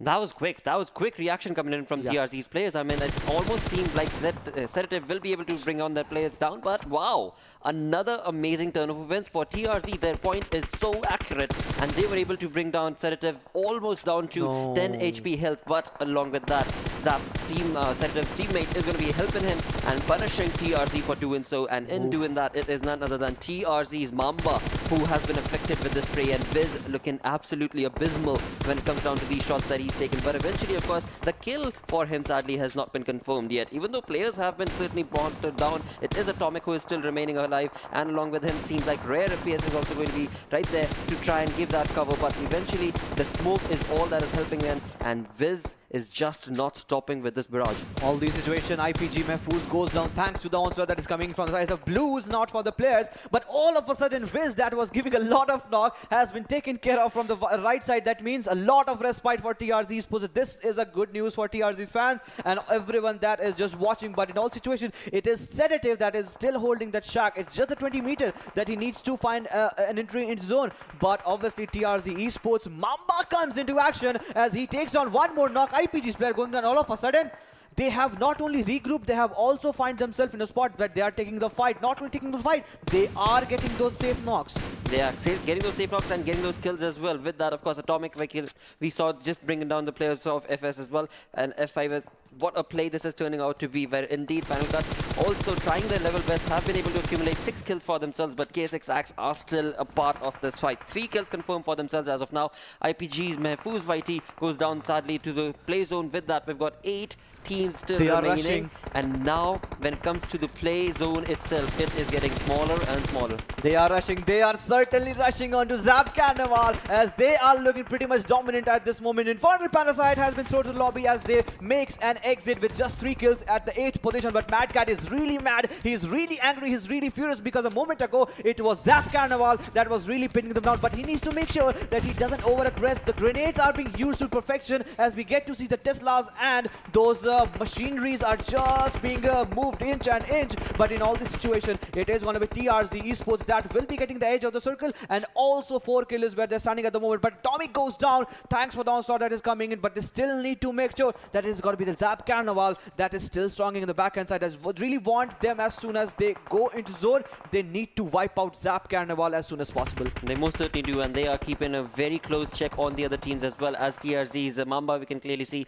is trying to keep an eye out towards the rotation that has been showcased from the side of KSX, and KSX are using exactly the same strategy that we've seen TRZ do as well, and so many other teams as well, because they use the vehicle, they get into the zone, and then the vehicle becomes their cover itself. But for the moment, it is going to be KSX that TRZ are going to be focused down towards. Madcat is most certainly going to be combining his efforts with his teammates to bring down the players, and KSX are receiving the brunt of it. They have already got one player knocked. Eventually, when it comes down to the play itself, TRZ's Madcat is bringing down a lot of players, where Final Cut was brought down to his knees, and not only Final Cut, ATR was also brought down to their knees. Eventually will be sent back to the lobby, thus remaining with only 4 teams alive, and ATR coming, TRZ, apologies, coming alive. Exactly, but Zap Carnival sedative still strong, and I'm surprised the way the teams have actually held strong. It means Zap Carnival also resisting. A grenade has taken down 2 players from the sides of TRZ, and all of a sudden the team that was looking pretty much comfortable in their position has been shut down. One more grenade and does the business as Mamba has fallen down. Is it enough? Yes, it is. TRZ's into the lobby. A sad state of affair for TRZ. All in all, what a use of utilities to its perfection. I mean, not only the use, there was just 2-3 grenades that does the business. Not there was 10 grenades or 5 grenades that was used. I mean, every sort of grenade that was used that brought a lot of effect. And now on the other hand side, it is going to be sedative that has again been knocked. I mean, this guy has been knocked down for the 3rd time, I guess. Well, again, I mean, you have to approach this with a very, very finesse sort of a playstyle, and that is what Zap Carnival are doing. Slowly but surely, they're trying all their level best to try and stay alive, but KSX are not going to allow that. It is going to be Viz who goes down, and this is going to be a moment where, of course, Zap are going to have to be really, really careful. They are going to go into water to try and stay alive, seemingly, but eventually that is not the kind of play that is going to help you. It's just going to... It's like buying time. It's like buying time in a lobby which is already failing you. That is what this team of Zap Carnival are doing for the moment. And KSX, they are just absolutely obliterating slowly but surely all the players that they can come across. And all of this, Eccentric is also sitting around in the corner, in the buggy, just waiting. Just absolutely waiting. And KSX, like I said, I mean... What can they do? What can they do apart from just waiting and waiting and waiting? They already know that since they have chicken, I mean, I guess the spice has been put on. But Naeem out of the open, he tried to spill the complete round onto the players of Ifti. And since Ifti, whoa, into the savior, as there we go, the player getting the camaraderie and bonhomie. But this won't be accepted as KX get this chicken in his own way. It is a chicken that KSX was really waiting for it. The players came in that US just to have a chit chat, but was not resisted by them as they get 10 kills straight. They are onto the 12th position. 1782 damage is what they were able to secure in this match, and also 25 important points. Correct me if I'm wrong, Ankit. Wasn't this team in the 4th page of the leaderboard? K6 Sacks were on the 4th page of the leaderboard. And now, I mean... Yep. I remember you talking about it, right. that Yes, K6X should not be here on the 4th page, but wow, what a phenomenal turn of events. And by the end of the day, they find themselves in the top 16. What do you know? So... that is the play style that has been required from these teams, and this time around, I mean, TRZ Esports, the way they played, were looking absolutely ferocious. We saw just moments ago that this team of course, KSX Axe were also absolutely dominated when it came down to the circle and brought in a lot of kills for themselves. And alongside all of this, when it comes down to the play itself, the groups, Group C as well as Group D, made some wonderful, entertaining games is what I would say, combining all the 4 together. Indeed it is. I mean, what a game it has all been.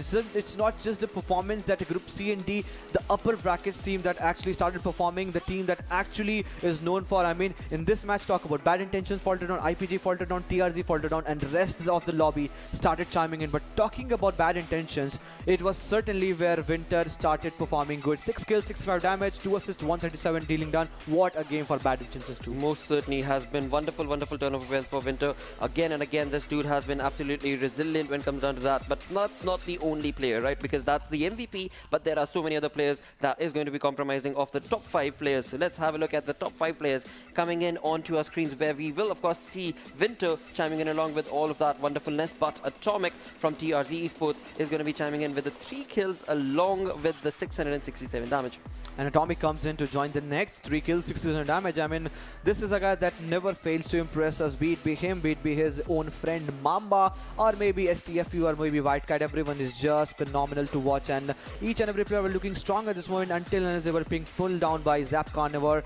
But IPG Dictator with the longest kill, 303 meters. This was also a team that had really tough time fighting in the Blues, because remember, 2 players were pulled down by that Blues and they were going for the late rotations. I just don't understand what sort of gameplay that they started at, but this game they really had a lot of roadblocks. They certainly did, mate, and that is of course the play that was of course showcased from these lads. But eventually, as we move on along to the rankings, that was going to be of course favoring KSX as they got the chicken dinner with 25 points.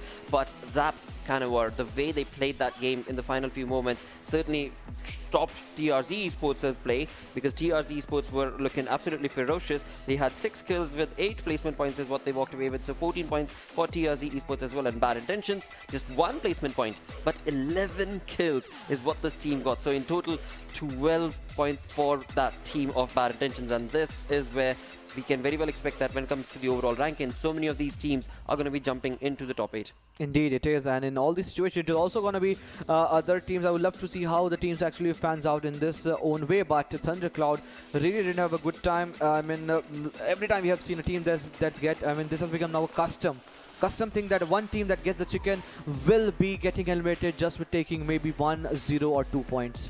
Well, what a play it has been. Let's of course recap it all through the Oppo F19 Pro moments, where we shall see the highlights of this entire game. Indeed it is, and the fight eventually started things off in the of Pachinki, where it was T-Rex Skeleton blank going down with no blank point range, and it was Thunder Cloud that actually tried to pin them down. And then whenever you change your drop location, you need to make sure that you are comfortable enough. This time it was not Thundercloud, but it was Potato Hill.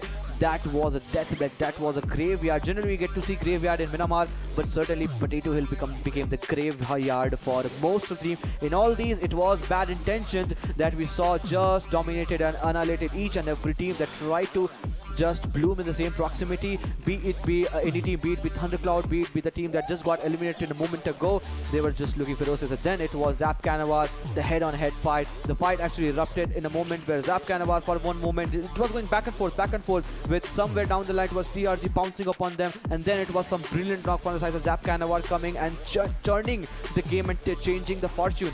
But finally it was KSAXC 4 players surviving, and that's how the numbers advantage helps you in the last circle. And with this we head towards the overall ranking, where we get to see Bad Intentions 63 total points. Still was not enough for all the teams from Group C and D to actually trespass, and following them it is going to be Infernal Parasite with 55 points, and TRZ Esports finally they have made a leap on the positioning total points, and 49, 1 short of a half century is where they are standing. Exactly, and as we move on to the second page, this is where so many of these teams, like for example Eccentric Infantry, find themselves in the top 16. Final Cut Esports find themselves right here. Zap of course looking absolutely comfortable. KSX Axe from the 4th page have moved on along to the 2nd page, so absolutely perfect approach being showcased from these teams. But as we move on across the board, this is going to be a close affair as the PMCO joins in along from one day through the next. Of course, tomorrow we're going to be looking at Group A going against Group D, where a different set will be showcased. But for now, it is going to be the 3rd page as we move on along, where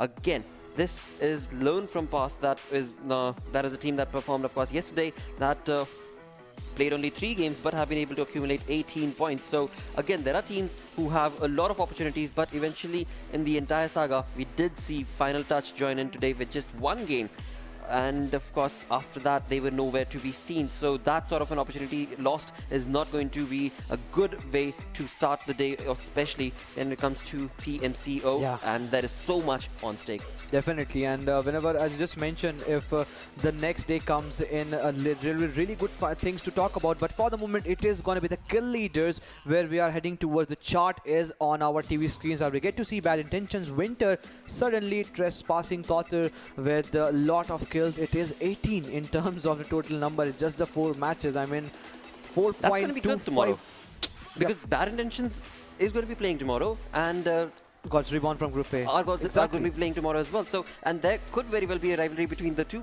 the way they are playing, right? Sure. It could be the case.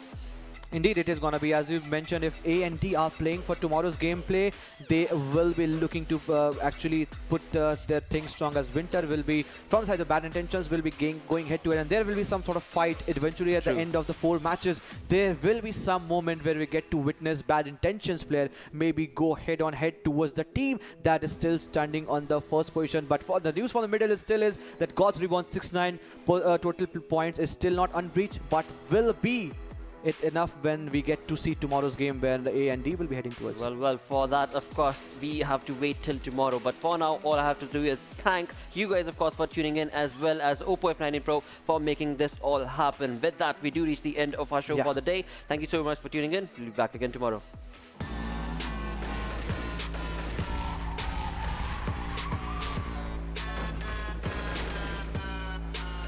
Here we go now.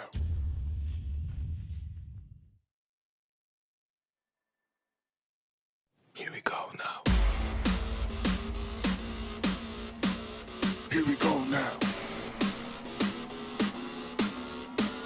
Here we go now.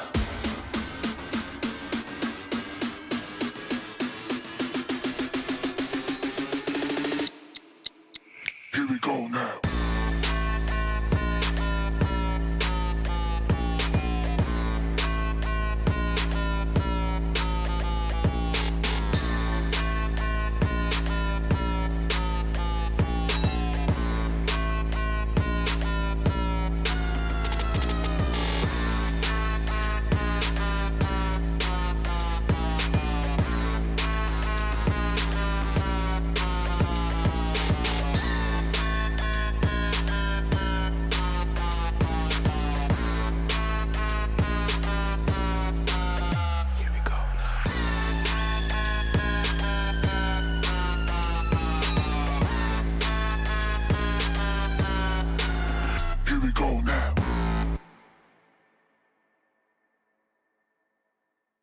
Here we go now. Here we go now. Here we go now.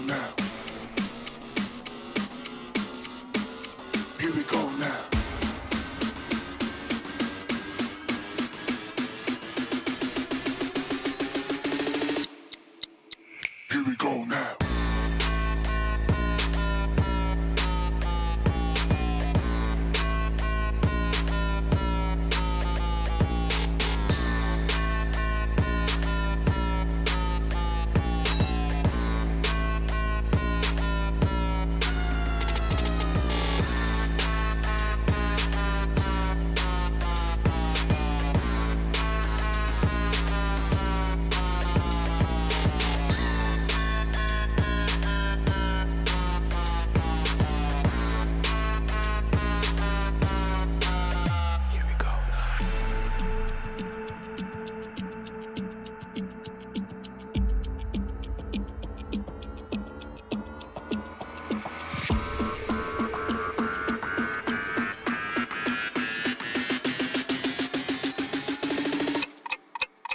Here we go now.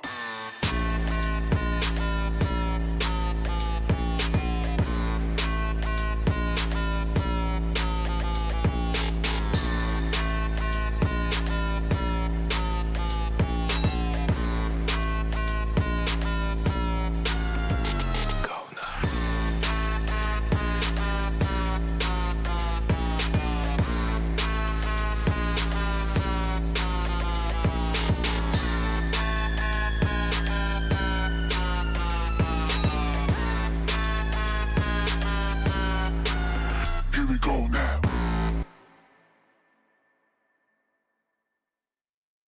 Here we go now.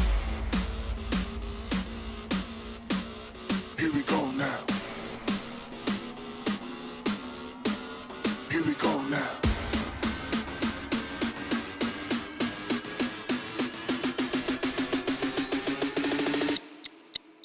Here we go now.